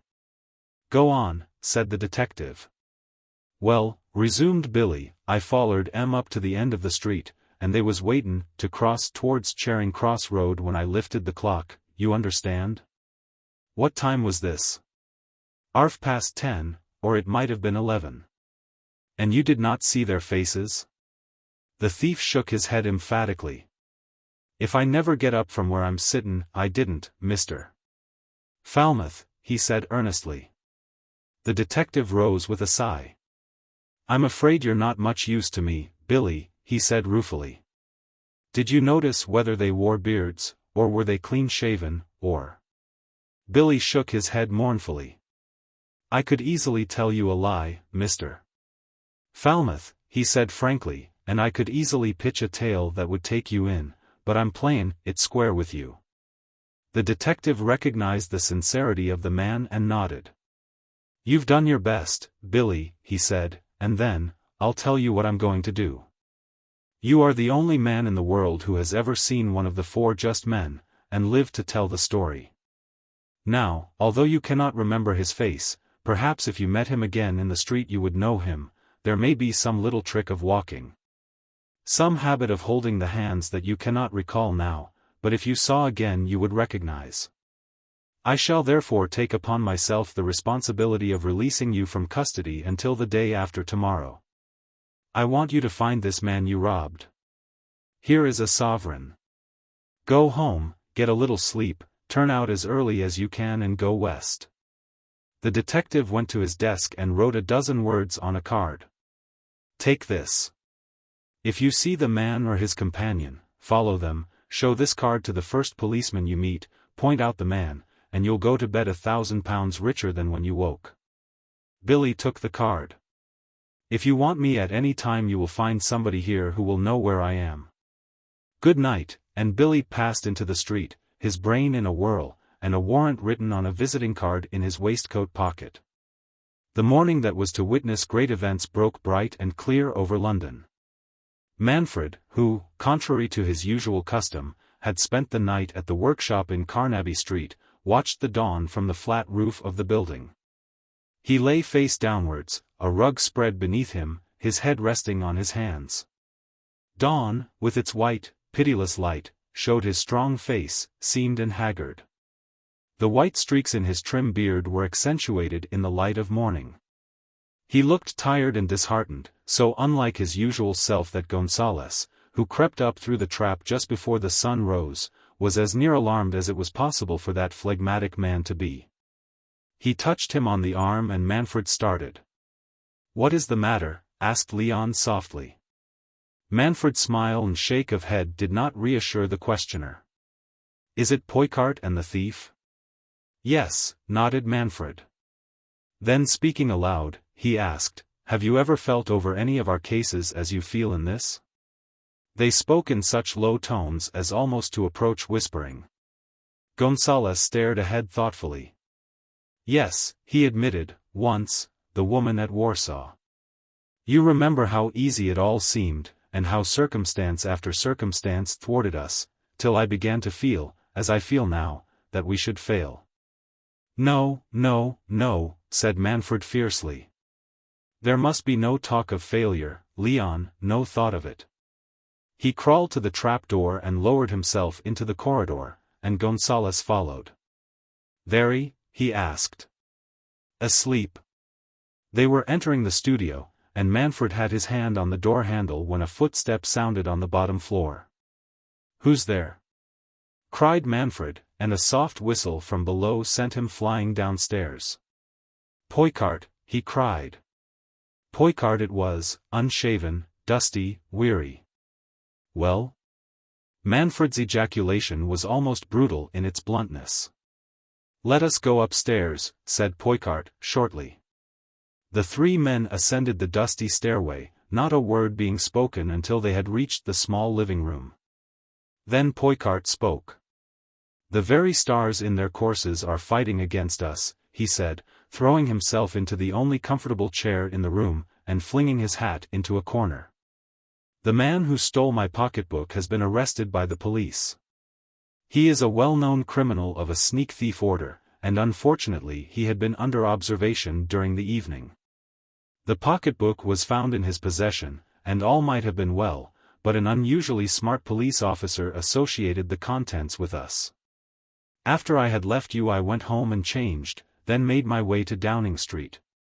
I was one of the curious crowd that stood watching the guarded entrance. I knew that Falmouth was there, and I knew, too, if there was any discovery made it would be communicated immediately to Downing Street. Somehow I felt sure the man was an ordinary thief, and that if we had anything to fear it was from a chance arrest. Whilst I was waiting a cab dashed up, and out an excited man jumped. He was obviously a policeman, and I had just time to engage a hansom when Falmouth and the new arrival came flying out. I followed them in the cab as fast as possible without exciting the suspicion of the driver. Of course, they outdistanced us, but their destination was evident. I dismissed the cab at the corner of the street in which the police station is situated, and walked down and found, as I had expected, the car drawn up at the door. I managed to get a fleeting glance at the charge room. I was afraid that any interrogation there might be would have been conducted in the cell. But by the greatest of good luck they had chosen the charge room. I saw Falmouth, and the policeman, and the prisoner. The latter, a mean-faced, long-jawed man with shifty eyes. No, Leon, don't question me about the physiognomy of the man, my view was for photographic purposes, I wanted to remember him. In that second I could see the detective's anger, the thief's defiance, and I knew that the man was saying that he could not recognize us. Ha! It was Manfred's sigh of relief that put a period to Poicart's speech. "But I wanted to make sure," resumed the latter. "I walked back the way I had come. Suddenly I heard the hum of the car behind me, and it passed me with another passenger. I guessed that they were taking the man back to Scotland Yard. I was content to walk back. I was curious to know what the police intended doing with their new recruit. Taking up a station that gave me a view of the entrance of the street, I waited. After a while the man came out alone. His step was light and buoyant. A glimpse I got of his face showed me a strange blending of bewilderment and gratification. He turned on to the embankment, and I followed close behind. There was a danger that he was being shadowed by the police too, said Gonzales warningly. Of that I was well satisfied, Poicart rejoined. I took a very careful survey before I acted.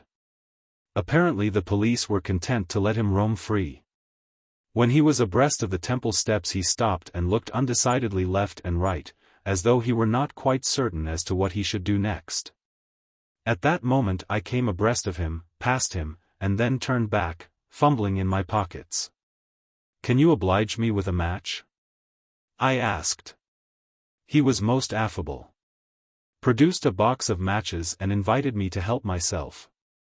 I took a match, struck it, and lit my cigar, holding the match so that he could see my face. "That was wise," said Manfred gravely. It showed his face, too, and out of the corner of my eye I watched him searching every feature. But there was no sign of recognition and I began a conversation. We lingered where we had met for a while and then by mutual consent we walked in the direction of Blackfriars, crossed the bridge, chatting on inconsequent subjects, the poor, the weather, the newspapers. On the other side of the bridge is a coffee stall. I determined to make my next move. I invited him to take a cup of coffee, and when the cups were placed before us, I put down a sovereign. The stall-keeper shook his head, said he could not change it. "Hasn't your friend any small change?" he asked. It was here that the vanity of the little thief told me what I wanted to know. He drew from his pocket, with a nonchalant air, a sovereign. "This is all that I have got," he drawled. I found some coppers. I had to think quickly. He had told the police something worth paying for. What was it? It could not have been a description of ourselves, for if he had recognized us then, he would have known me when I struck the match and when I stood there, as I did, in the full glare of the light of the coffee stall. And then a cold fear came to me. Perhaps he had recognized me, and with a thief's cunning was holding me in conversation until he could get assistance to take me. Poicart paused for a moment, and drew a small file from his pocket. This he placed carefully on the table. "He was as near to death then as ever he has been in his life," he said quietly. But somehow the suspicion wore away. In our walk we had passed 3 policemen. There was an opportunity if he had wanted it. He drank his coffee and said, "I must be going home." "Indeed?" I said. "I suppose I really ought to go home too. I have a lot of work to do tomorrow." He leered at me. "So have I," he said with a grin, "but whether I can do it or not I don't know." We had left the coffee stall, and now stopped beneath a lamp that stood at the corner of the street. I knew that I had only a few seconds to secure the information I wanted, so I played boldly and led directly to the subject. "What of these 4 just men?" I asked, just as he was about to slouch away. He turned back instantly. "What about them?" he asked, quickly. I led him on from that by gentle stages to the identity of the 4. He was eager to talk about them, anxious to know what I thought, but most concerned of all about the reward. He was engrossed in the subject, and then suddenly he leaned forward, and, tapping me on the chest with a grimy forefinger, he commenced to state a hypothetical case. Poicart stopped to laugh. His laugh ended in a sleepy yawn. "You know the sort of questions," said he, "and you know how very naive the illiterate are when they are seeking to disguise their identities by elaborate hypotheses. Well, this is the story. He, Marks is his name, thinks he may be able to recognize one of us by some extraordinary trick of memory. To enable him to do this, he has been granted freedom. Tomorrow he would search London," he said. "A full day's work," laughed Manfred. "Indeed," agreed Poicart soberly, "but hear the sequel." We parted, and I walked westward perfectly satisfied of our security. I made for Covent Garden Market, because that is one of the places in London where a man may be seen at 4 o'clock in the morning without exciting suspicion. I had strolled through the market, idly watching the busy scene, when, for some cause that I cannot explain, I turned suddenly on my heel and came face to face with Marks. He grinned sheepishly, and recognized me with a nod of his head. He did not wait for me to ask him his business, but started in to explain his presence. I accepted his explanation easily, and for the second time that night invited him to coffee. He hesitated at first, then accepted. When the coffee was brought, he pulled it to him as far from my reach as possible, and then I knew that Mr. Marks had placed me at fault, that I had underrated his intelligence, that all the time he had been unburdening himself he had recognized me. He had put me off my guard. "But why?" began Manfred. "That is what I thought," the other answered. "Why did he not have me arrested?" He turned to Leon, who had been a silent listener. "Tell us, Leon, why?" "The explanation is simple," said Gonzales quietly. "Why did not Thery betray us, cupidity, the second most potent force of civilization?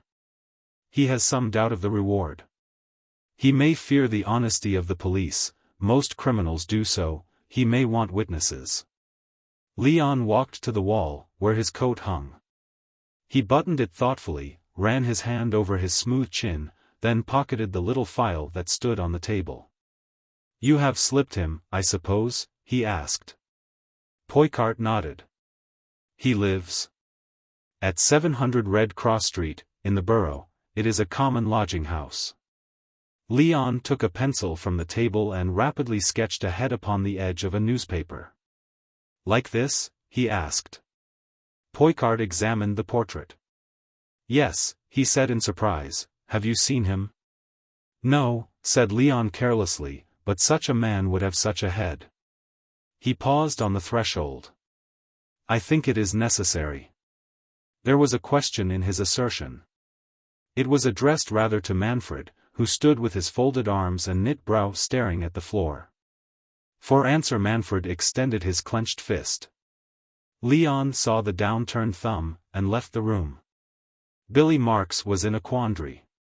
By the most innocent device in the world his prey had managed to slip through his fingers. When Poicart, stopping at the polished doors of the best hotel in London, whither they had strolled, casually remarked that he would not be a moment and disappeared into the hotel, Billy was nonplussed. This was a contingency for which he was not prepared. He had followed the suspect from Blackfriars. He was almost sure that this was the man he had robbed. He might, had he wished, have called upon the first constable he met to take the man into custody. But the suspicion of the thief, the fear that he might be asked to share the reward with the man who assisted him, restrained him. And besides, it might not be the man at all, argued Billy, and yet. Poicart was a chemist, a man who found joy in unhealthy precipitates, who mixed evil-smelling drugs and distilled, filtered, carbonated, oxidized, and did all manner of things in glass tubes, to the vegetable, animal, and mineral products of the earth. Billy had left Scotland Yard to look for a man with a discolored hand. Here again, he might, had he been less fearful of treachery, have placed in the hands of the police a very valuable mark of identification.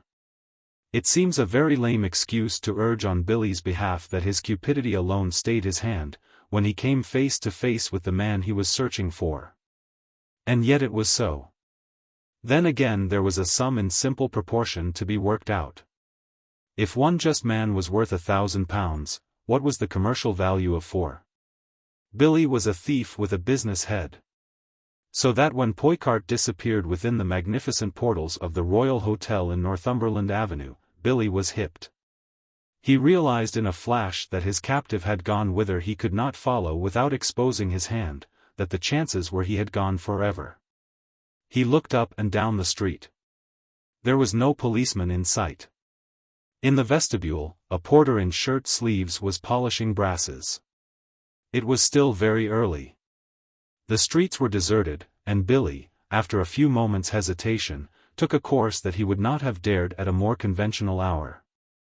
He pushed open the swing doors and passed into the vestibule.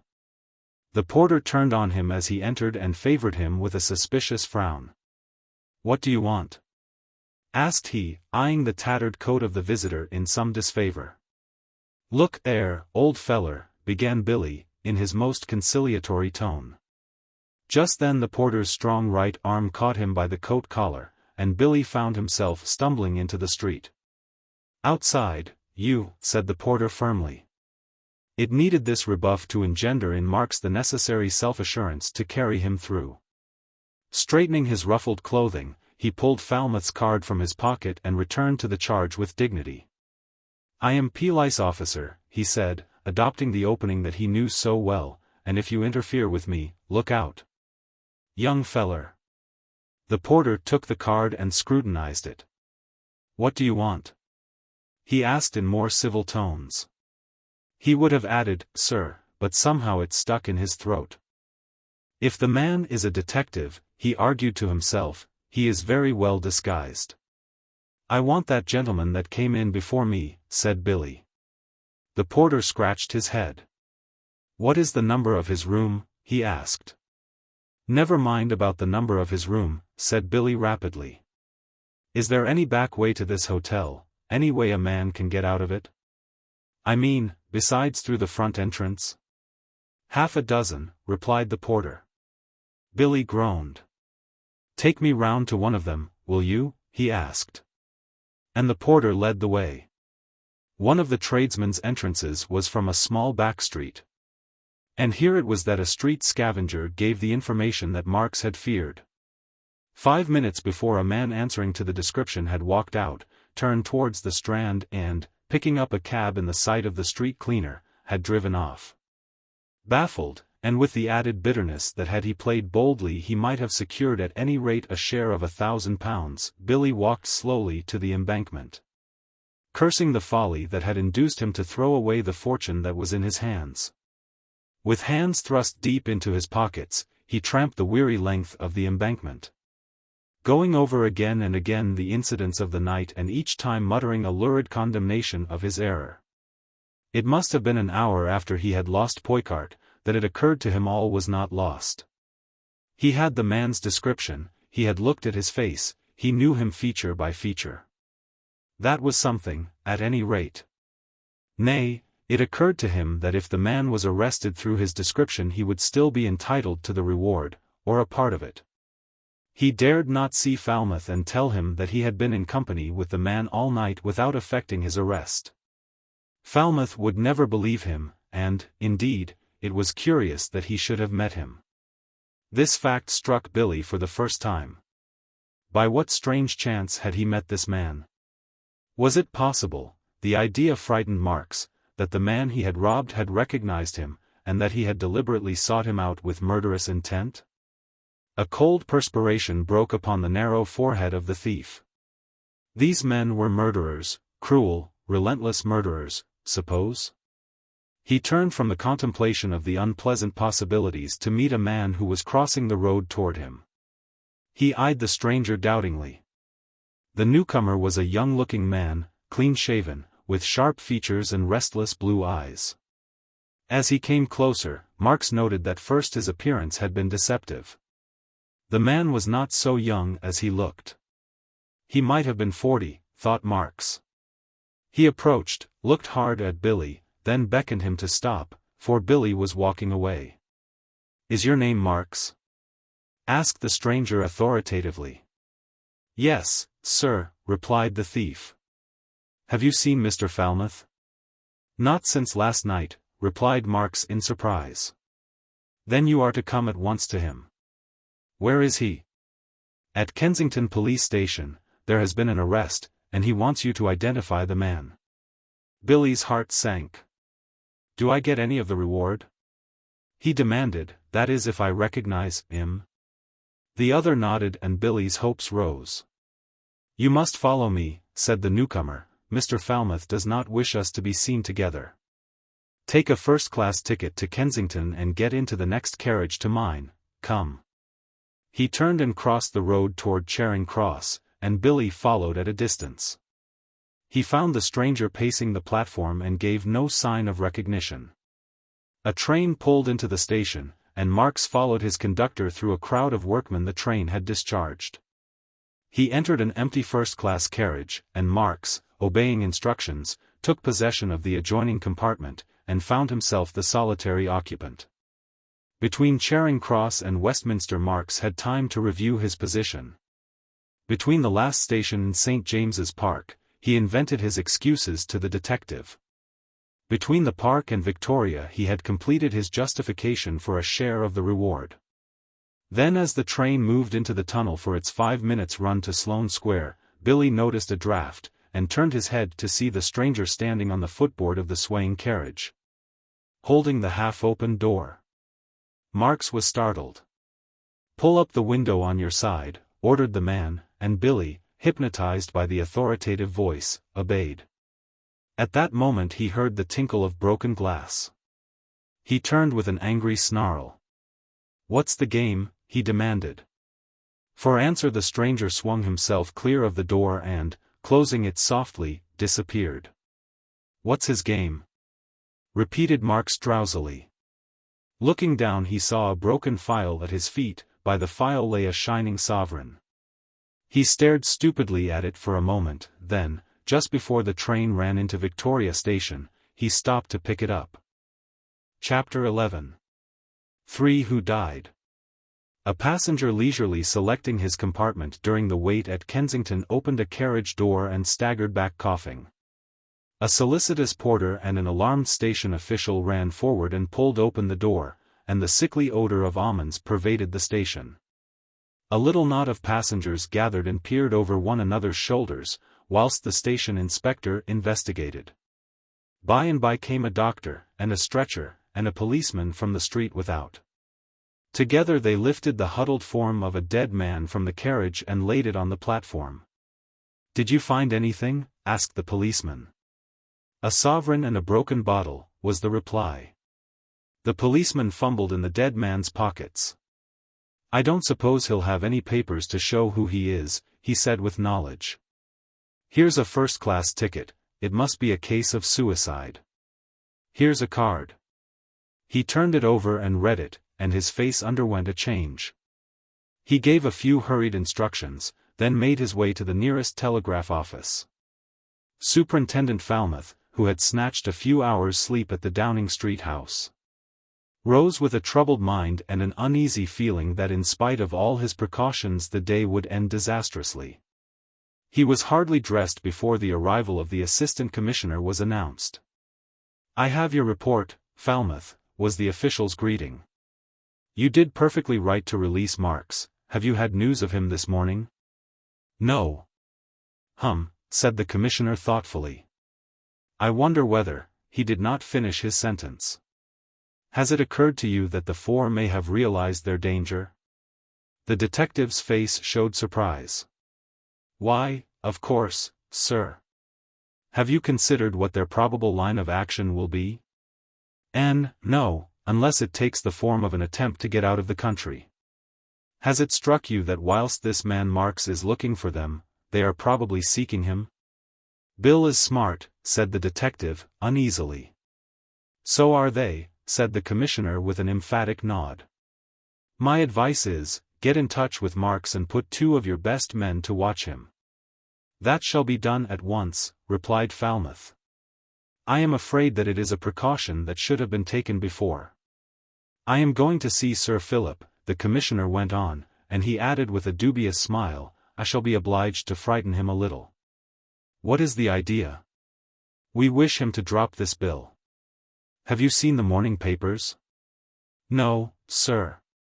They are unanimous that the bill should be abandoned, they say because it is not sufficiently important to warrant the risk, that the country itself is divided on its merit. But as a matter of fact they are afraid of the consequence, and upon my soul I'm a little afraid, too." He mounted the stairs, and was challenged at the landing by one of his subordinates. This was a system introduced after the episode of the disguised detective. The Foreign Minister was now in a state of siege. Nobody was to be trusted, a password had been initiated, and every precaution taken to ensure against a repetition of the previous mistake. His hand was raised to knock upon the panel of the study, when he felt his arm gripped. He turned to see Falmouth with white face and startled eyes. "They've finished Billy," said the detective breathlessly. He has just been found in a railway carriage at Kensington. The commissioner whistled. How was it done? He asked. Falmouth was the picture of haggard despair. Prussic acid gas, he said bitterly, they are scientific. Look you, sir, persuade this man to drop his damned bill. He pointed to the door of Sir Philip's room. We shall never save him. I have got the feeling in my bones that he is a doomed man. Nonsense, the commissioner answered sharply. You are growing nervous, you haven't had enough sleep, Falmouth. That isn't spoken like your real self, we must save him. He turned from the study and beckoned one of the officers who guarded the landing. Sergeant, tell Inspector Collins to send an emergency call throughout the area, for reserves to gather immediately. I will put such a cordon round Ramon today, he went on addressing Falmouth, so that no man shall reach him without the fear of being crushed to death. And within an hour there was witnessed in London a scene that has no parallel in the history of the metropolis. From every district there came a small army of policemen. They arrived by train, by tramway car, by motorbus, by every vehicle and method of traction that could be requisitioned or seized. They streamed from the stations, they poured through the thoroughfares, till London stood aghast at the realization of the strength of her civic defences. Whitehall was soon packed from end to end. St. James's Park was black with them. Automatically Whitehall, Charles Street, Birdcage Walk, and the eastern end of the Mall, were barred to all traffic by solid phalanxes of mounted constables. St. George's Street was in the hands of the force, the roof of every house was occupied by a uniformed man. Not a house or room that overlooked in the slightest degree the Foreign Secretary's residence but was subjected to a rigorous search. It was as though martial law had been proclaimed, and indeed 2 regiments of guards were under arms the whole of the day ready for any emergency. In Sir Philip's room the commissioner, backed by Falmouth, made his last appeal to the stubborn man whose life was threatened. I tell you, sir, said the commissioner earnestly, we can do no more than we have done, and I am still afraid. These men affect me as would something supernatural. I have a horrible dread that for all our precautions we have left something out of our reckoning, that we are leaving unguarded some avenue which by their devilish ingenuity they may utilize. The death of this man Marks has unnerved me, the 4 are ubiquitous as well as omnipotent. I beg of you, sir, for God's sake, think well before you finally reject their terms.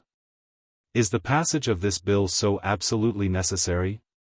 He paused. Is it worth your life? He asked with blunt directness, and the crudity of the question made Sir Philip wince. He waited some time before he replied, and when he spoke his voice was low and firm. I shall not withdraw, he said slowly, with a dull, dogged evenness of tone. I shall not withdraw in any circumstance. I have gone too far, he went on, raising his hand to check Falmouth's appeal. I have got beyond fear, I have even got beyond resentment. It is now to me a question of justice. Am I right in introducing a law that will remove from this country colonies of dangerously intelligent criminals, who, whilst enjoying immunity from arrest, urge ignorant men forward to commit acts of violence and treason? If I am right, the 4 just men are wrong. Or are they right? Is this measure an unjust thing, an act of tyranny, a piece of barbarism dropped into the very center of 20th century thought, an anachronism? If these men are right, then I am wrong. So it has come to this, that I have to satisfy my mind as to the standard of right and wrong that I must accept, and I accept my own. He met the wondering gaze of the officers with a calm, unflinching countenance. You were wise to take the precautions you have, he resumed quietly. I have been foolish to chafe under your protective care. We must take even further precautions, the commissioner interrupted. Between 6 and 8:30 tonight we wish you to remain in your study, and under no circumstance to open the door to a single person, even to myself or Mr. Falmouth. During that time you must keep your door locked. He hesitated. If you would rather have one of us with you. No, no, was the minister's quick reply. After the impersonation of yesterday I would rather be alone. The commissioner nodded. This room is anarchist-proof, he said, waving his hand round the apartment. During the night we have made a thorough inspection, examined the floors, the wall, the ceiling, and fixed steel shields to the shutters. He looked round the chamber with the scrutiny of a man to whom every visible object was familiar. Then he noticed something new had been introduced. On the table stood a blue china bowl full of roses. "This is new," he said, bending his head to catch the fragrance of the beautiful flowers. "Yes," was Ramon's careless reply, "they were sent from my house in Hereford this morning." The commissioner plucked a leaf from one of the blooms and rolled it between his fingers. "They look so real," he said paradoxically, "that they might even be artificial." As he spoke he was conscious that he associated the roses in some way with, what? He passed slowly down the noble marble stairway, a policeman stood on every other step, and gave his views to Falmouth. You cannot blame the old man for his decision. In fact I admire him today more than I have ever done before. But, there was a sudden solemnity in his voice, I am afraid, I am afraid. Falmouth said nothing. The notebook tells nothing, the commissioner continued, save the route that Sir Philip might have taken had he been anxious to arrive at 44 Downing Street by back streets. The futility of the plan is almost alarming. For there is so much evidence of a strong subtle mind behind the seeming innocence of this list of streets that I am confident that we have not got hold of the true inwardness of its meaning. He passed into the streets and threaded his way between crowds of policemen. The extraordinary character of the precautions taken by the police had the natural result of keeping the general public ignorant of all that was happening in Downing Street. Reporters were prohibited within the magic circle, and newspapers, and particularly the evening newspapers, had to depend upon such information as was grudgingly offered by Scotland Yard. This was scanty, while their clues and theories, which were many, were various and wonderful. The Megaphone, the newspaper that regarded itself as being most directly interested in the doings of the four just men, strained every nerve to obtain news of the latest developments. With the coming of the fatal day, excitement had reached an extraordinary pitch. Every fresh edition of the evening newspapers was absorbed as soon as it reached the streets. There was little material to satisfy the appetite of a sensation-loving public, but such as there was given. Pictures of 44 Downing Street, portraits of the minister, plans of the vicinity of the Foreign Office, with diagrams illustrating existing police precautions, stood out from columns of letterpress dealing, not for the first but for the dozenth time, with the careers of the four as revealed by their crimes. And with curiosity at its height, and all London, all England, the whole of the civilized world, talking of one thing and one thing only, there came like a bombshell the news of Marks' death. Variously described as one of the detectives engaged in the case, as a foreign police officer, as Falmouth himself. The death of Marks grew from suicide in a railway carriage to its real importance. Within an hour the story of tragedy, inaccurate in detail, true in substance, filled the columns of the press. Mystery on mystery. Who was this ill-dressed man? What part was he playing in the great game? How came he by his death? Asked the world instantly. And little by little, pieced together by ubiquitous newsmen, the story was made known. On top of this news came the great police march on Whitehall. Here was evidence of the serious view the authorities were taking. From my vantage place, wrote Smith in the Megaphone, I could see the length of Whitehall. It was the most wonderful spectacle that London has ever witnessed. I saw nothing but a great sea of black helmets reaching from one end of the broad thoroughfare to the other. Police. The whole vicinity was black with police. They thronged side streets, they crowded into the park, they formed, not a cordon, but a mass through which it was impossible to penetrate. For the commissioners of police were leaving nothing to chance. If they were satisfied that cunning could be matched by cunning, craft by craft, stealth by counter-stealth, they would have been content to defend their charge on conventional lines. But they were outmaneuvered. The stake was too high to depend upon strategy, this was a case that demanded brute force. It is difficult, writing so long after the event, to realize how the terror of the four had so firmly fastened upon the finest police organization in the world. To appreciate the panic that had come upon a body renowned for its clear-headedness.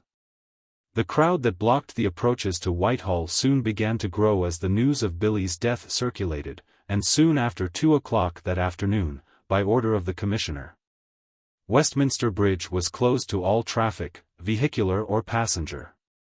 The section of the embankment that runs between Westminster and Hungerford Bridge was next swept by the police and cleared of curious pedestrians.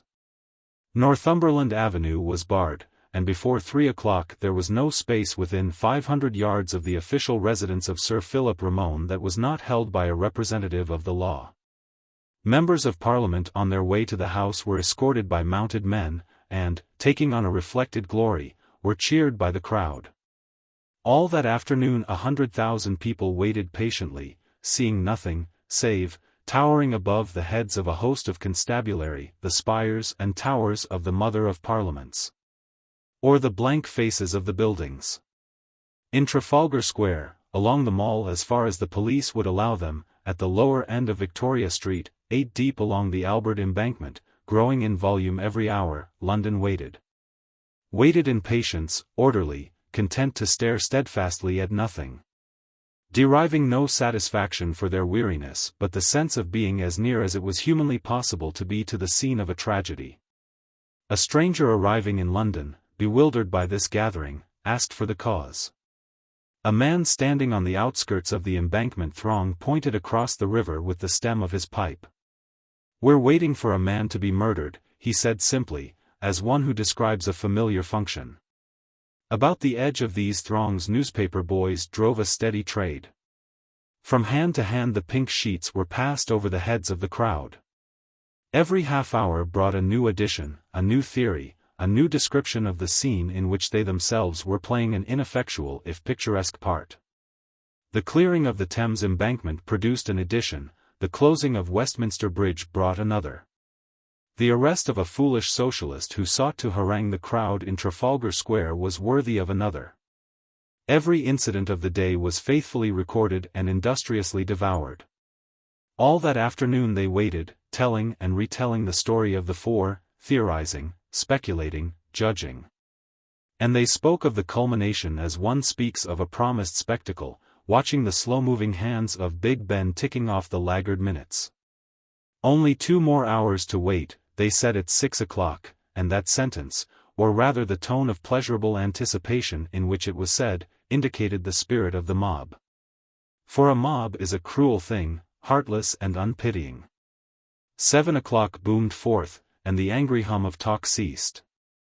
London watched in silence, and with a quicker beating heart, the last hour crawl round the great clock's dial. There had been a slight alteration in the arrangements at Downing Street, and it was after 7 o'clock before Sir Philip, opening the door of his study, in which he had sat alone, beckoned the Commissioner and Falmouth to approach. They walked toward him, stopping a few feet from where he stood. The minister was pale, and there were lines on his face that had not been there before. But the hand that held the printed paper was steady and his face was sphinx-like. "I am about to lock my door," he said calmly. "I presume that the arrangements we have agreed upon will be carried out?" "Yes, sir," answered the Commissioner, quietly. Sir Philip was about to speak, but he checked himself. After a moment he spoke again. "I have been a just man according to my lights," he said half to himself. "Whatever happens I am satisfied that I am doing the right thing. What is that?" Through the corridor there came a faint roar. "The people, they are cheering you," said Falmouth, who just before had made a tour of inspection. The minister's lip curled in disdain, and the familiar acid crept into his voice. "They will be terribly disappointed if nothing happens," he said bitterly. "The people. God save me from the people, their sympathy, their applause, their insufferable pity." He turned and pushed open the door of his study, slowly closed the heavy portal, and the 2 men heard the snick of the lock as he turned the key. Falmouth looked at his watch. 40 minutes, was his laconic comment. In the dark stood the 4 men. "It is nearly time," said the voice of Manfred, and Thery shuffled forward and groped on the floor for something. "Let me strike a match," he grumbled in Spanish. "No." It was Poicart's sharp voice that arrested him. It was Gonzales who stooped quickly and passed sensitive fingers over the floor. He found one wire and placed it in Thery's hand, then he reached up and found the other, and Thery deftly tied them together. "Is it not time?" asked Thery, short of breath from his exertions. "Wait." Manfred was examining the illuminated dial of his watch. In silence they waited. "It is time," said Manfred solemnly, and Thery stretched out his hand. And groaned and collapsed. The 3 heard the groan, felt rather than saw the swaying figure of the man, and heard the thud of him as he struck the floor. "What has happened?" whispered a tremorless voice. It was Gonzales. Manfred was at Thery's side fumbling at his shirt. "Thery had bungled and paid the consequence," he said in a hushed voice. "But Ramon—" We shall see," said Manfred, still with his fingers over the heart of the fallen man. That 40 minutes was the longest that Falmouth ever remembered spending. He had tried to pass it pleasantly by recounting some of the famous criminal cases in which he had played a leading role. But he found his tongue wandering after his mind. He grew incoherent, almost hysterical. The word had been passed round that there was to be no talking in tones above a whisper, and absolute silence reigned. Save an occasional sibilant murmur as a necessary question was asked or answered. Policemen were established in every room, on the roof, in the basement, in every corridor, and each man was armed. Falmouth looked round. He sat in the secretary's office, having arranged for Hamilton to be at the house. Every door stood wide open, wedged back, so that no group of policemen should be out of sight of another. "I cannot think what can happen," he whispered for the 20th time to his superior. "It is impossible for those fellows to keep their promise, absolutely impossible. The question to my mind is, whether they will keep their other promise," was the commissioner's reply, "whether, having found that they have failed, they will give up their attempt. One thing is certain," he proceeded, "if Ramon comes out of this alive, his rotten bill will pass without opposition." He looked at his watch. To be exact, he had held his watch in his hand since Sir Philip had entered his room. "It wants 5 minutes," he sighed anxiously. He walked softly to the door of Sir Philip's room and listened. "I can hear nothing," he said. The next 5 minutes passed more slowly than any of the preceding. "It is just on the hour," said Falmouth in a strained voice. "We have." The distant chime of Big Ben boomed once. "The hour," he whispered, and both men listened. "2," muttered Falmouth, counting the strokes. "3. 4. 5, what's that?" he muttered quickly. "I heard nothing." "Yes, I heard something." He sprang to the door and bent his head to the level of the keyhole. "What is that?" "What?" Then from the room came a quick sharp cry of pain, a crash, and silence. "Quick, this way, men!" shouted Falmouth and threw his weight against the door. It did not yield a fraction of an inch. Together, 3 burly constables flung themselves against the panels, and the door smashed open. Falmouth and the commissioner ran into the room. "My God!" cried Falmouth in horror. Sprawled across the table at which he had been sitting was the figure of the Foreign Secretary. The paraphernalia that littered his table had been thrown to the floor as in a struggle. The commissioner stepped to the fallen man and raised him. One look at the face was sufficient. "Dead," he whispered hoarsely. He looked around. Save for the police and the dead man, the room was empty.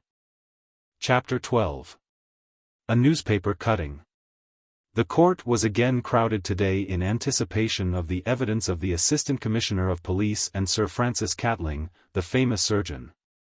Before the proceedings recommenced, the coroner remarked that he had received a great number of letters from all kinds of people containing theories, some of them peculiarly fantastic. As to the cause of Sir Philip Ramone's death, the police inform me that they are eager to receive suggestions, said the coroner, and will welcome any view however bizarre. The Assistant Commissioner of Police was the first witness called, and gave in detail the story of the events that had led up to the finding of the late secretary's dead body. He then went on to describe the appearance of the room. Heavy bookcases filled 2 sides of the room, the third or southwest was pierced with 3 windows, the fourth was occupied by a case containing maps arranged on the roller principle. Were the windows fastened? Yes.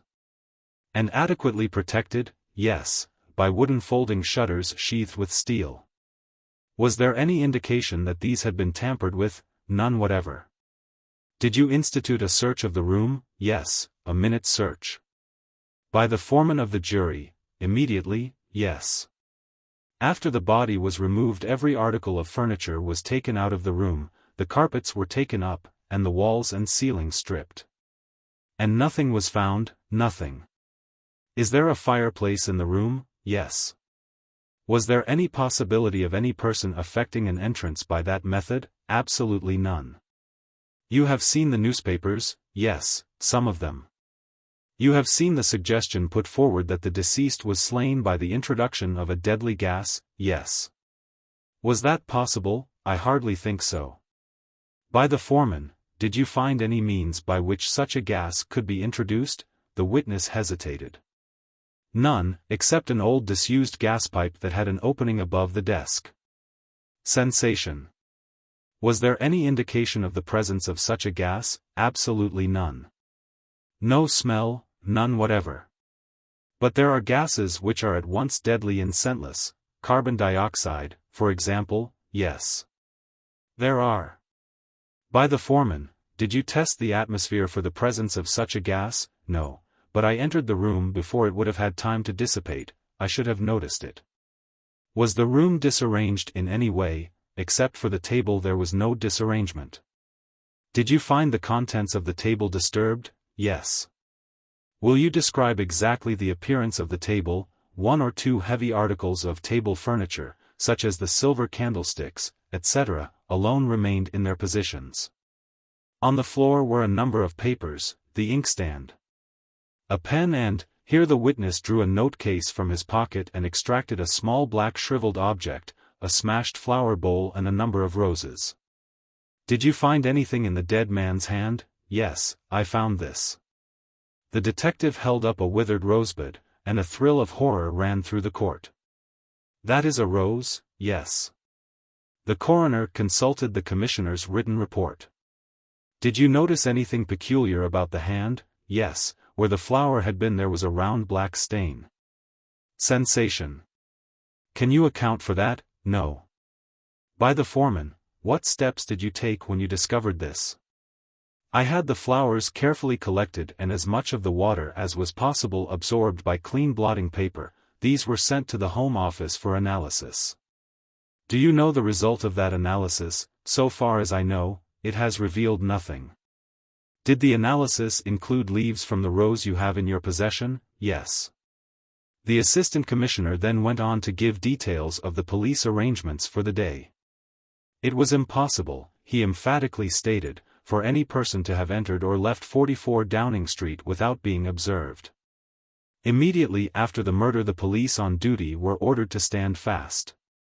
Most of the men, said the witness, were on duty for 26 hours at a stretch. At this stage there was revealed the most sensational feature of the inquiry. It came with dramatic suddenness, and was the result of a question put by the coroner, who constantly referred to the commissioner's signed statement that lay before him. You know of a man called Thery? Yes. He was one of a band calling themselves the Four Just Men? I believe so. A reward was offered for his apprehension? Yes. He was suspected of complicity in the plot to murder Sir Philip Ramone? Yes. Has he been found? Yes. This monosyllabic reply drew a spontaneous cry of surprise from the crowded court. When was he found? This morning. Where? On Romney Marshes. Was he dead? Yes. Sensation. Was there anything peculiar about the body? The whole court waited for the answer with bated breath.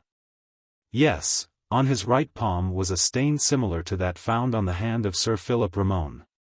A shiver ran through the crowd of listeners. Was a rose found in his hand also? No. By the foreman, was there any indication as to how Thery came to be where he was found? None. The witness added that no papers or documents of any kind were found upon the man. Sir Francis Catling was the next witness. He was sworn and was accorded permission to give his evidence from the solicitor's table, on which he had spread the voluminous notes of his observations. For half an hour he devoted himself to a purely technical record of his examinations. There were 3 possible causes of death. It might have been natural, the man's weak heart was sufficient to cause such, it might have been by asphyxiation. It might have been the result of a blow that by some extraordinary means left no contusion. There were no traces of poison, none. You have heard the evidence of the last witness, yes. And that portion of the evidence that dealt with a black stain, yes. Did you examine that stain? Yes. Have you formed any theories regarding it? Yes. It seems to me as if it were formed by an acid. Carbolic acid, for instance, yes, but there was no indication of any of the acids of commerce. You saw the man Thery's hand? Yes. Was the stain of a similar character? Yes, but larger and more irregular. Were there any signs of acid? None. By the foreman, you have seen many of the fantastic theories put forward by the press and public, yes, I have paid careful attention to them.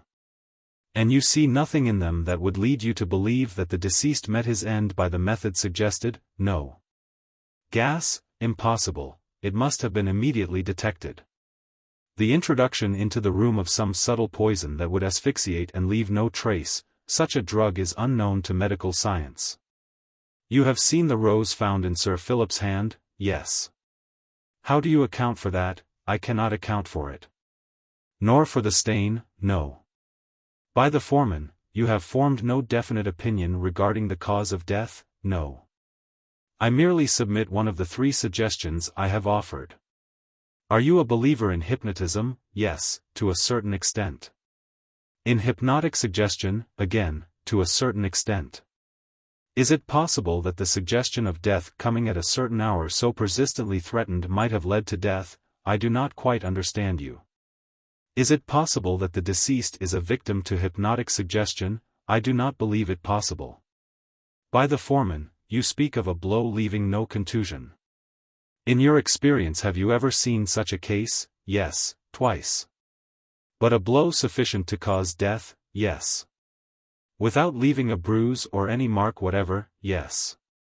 I saw a case in Japan where a man by exerting a peculiar pressure on the throat produced instant death. Is that ordinary? No, it is very unordinary. Sufficiently so to create a considerable stir in medical circles.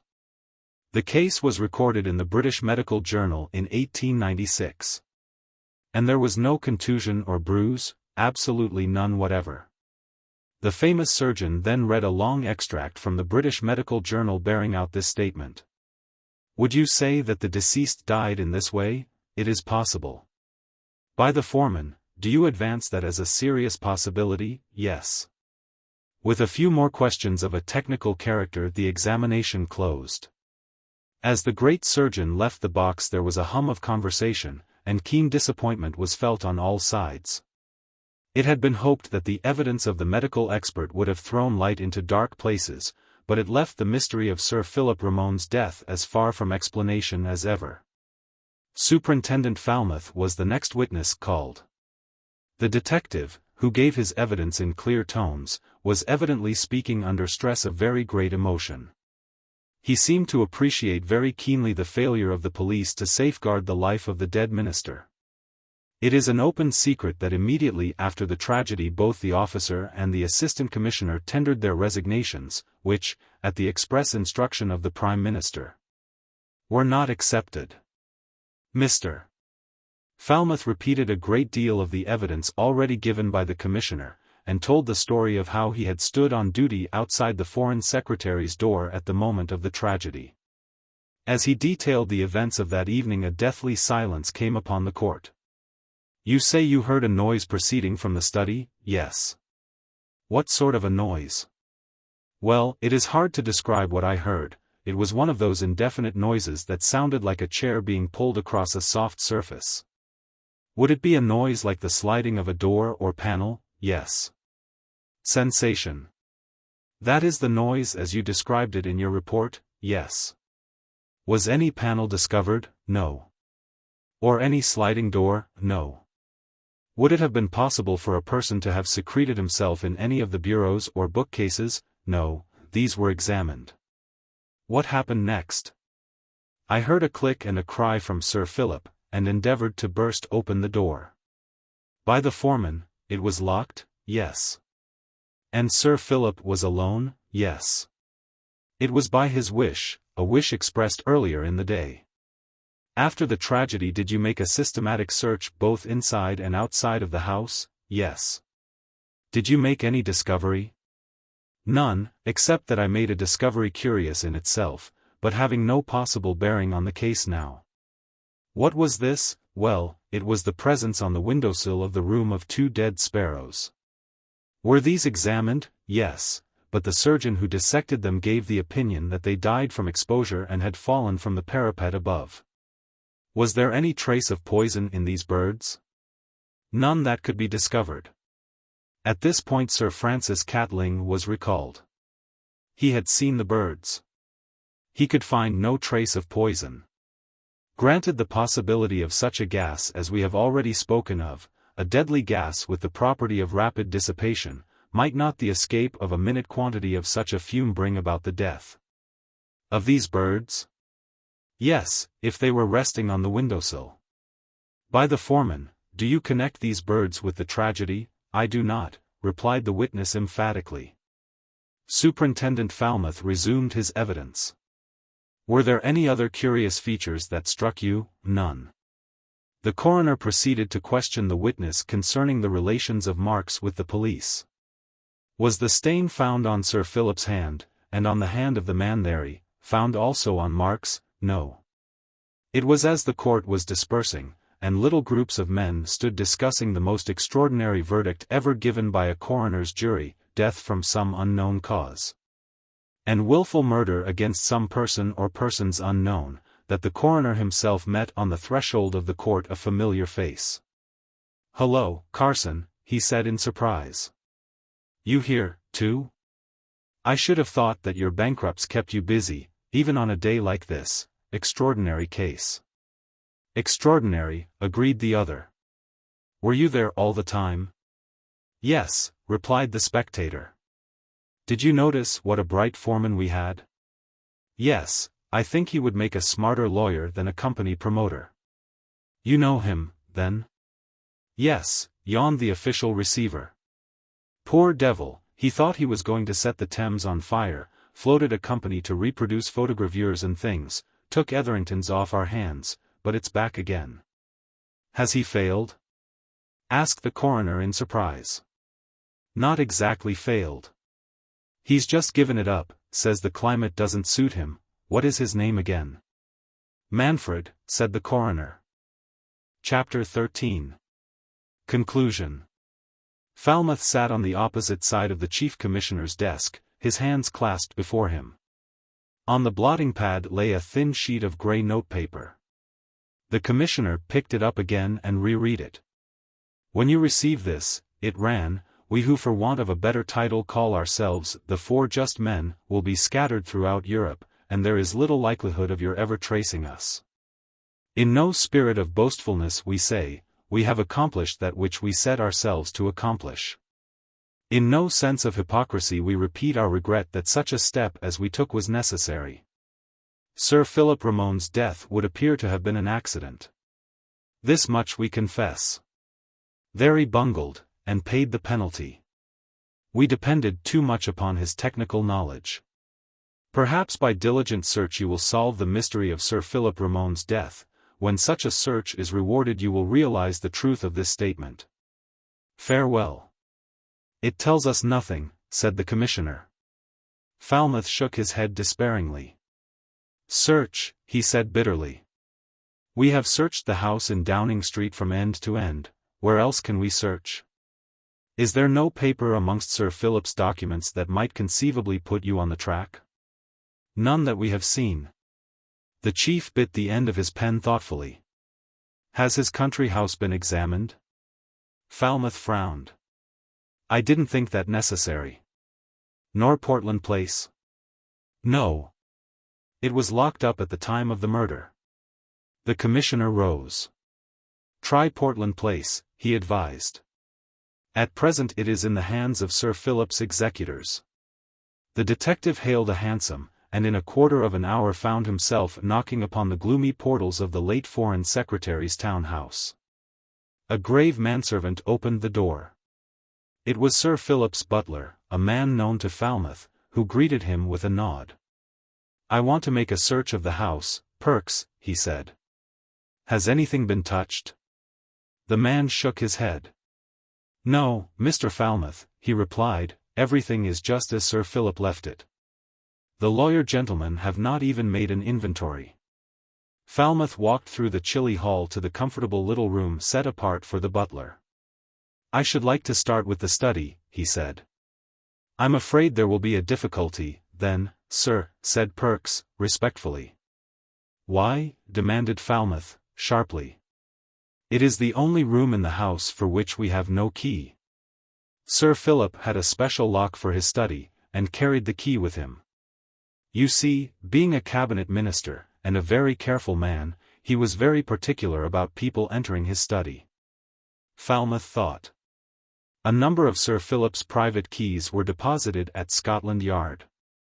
He scribbled a brief note to his chief and sent a footman by cab to the yard. Whilst he was waiting he sounded the butler. Where were you when the murder was committed, Perks? He asked. In the country. Sir Philip sent away all the servants, you will remember. And the house? Was empty, absolutely empty. Was there any evidence on your return that any person had effected an entrance? None, sir. It would be next to impossible to burgle this house. There are alarm wires fixed communicating with the police station, and the windows are automatically locked. There were no marks on the doors or windows that would lead you to believe that an entrance had been attempted? The butler shook his head emphatically. None. In the course of my daily duty I make a very careful inspection of the paintwork, and I should have noticed any marks of the kind. In half an hour the footman, accompanied by a detective, returned, and Falmouth took from the plain-clothed officer a small bunch of keys. The butler led the way to the first floor.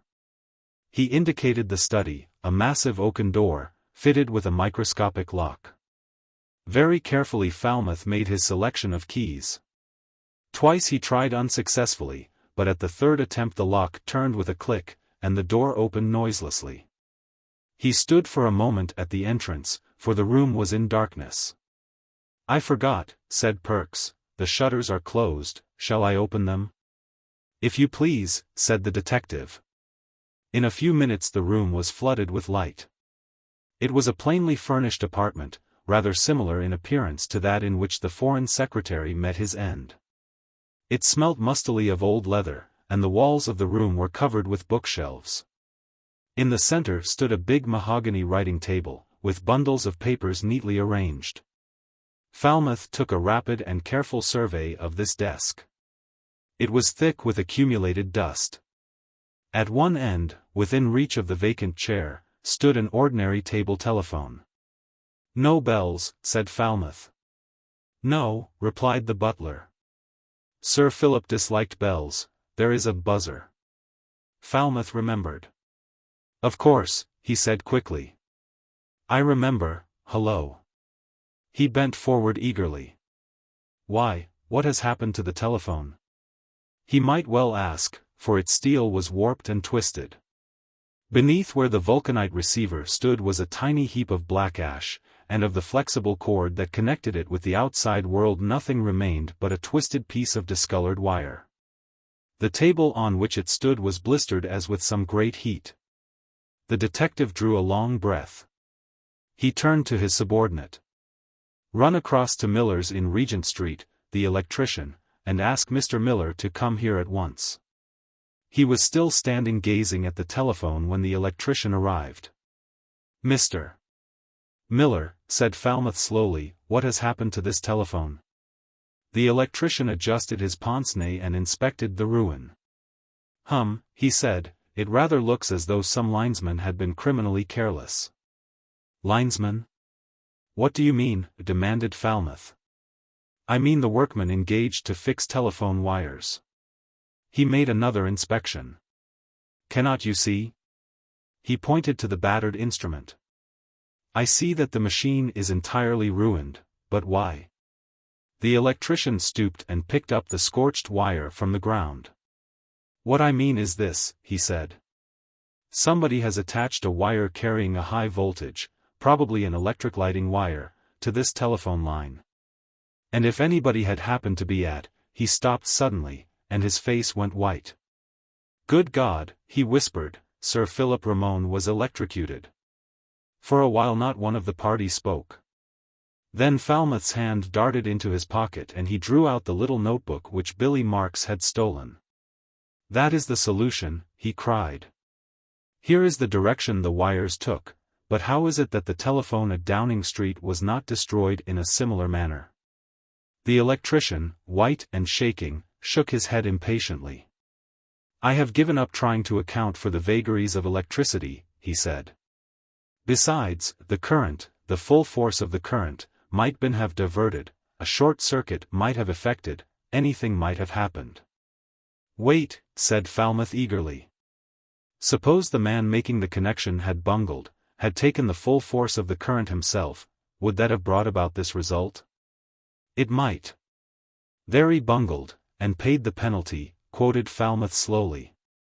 Ramone got a slight shock, sufficient to frighten him, he had a weak heart, the burn on his hand, the dead sparrows. By heaven! It's as clear as daylight. Later, a strong force of police raided the house in Carnaby Street, but they found nothing except a half-smoked cigarette bearing the name of a London tobacconist. And the counterfoil of a passage ticket to New York. It was marked, per RMS Lucania, and was for 3 first-class passengers.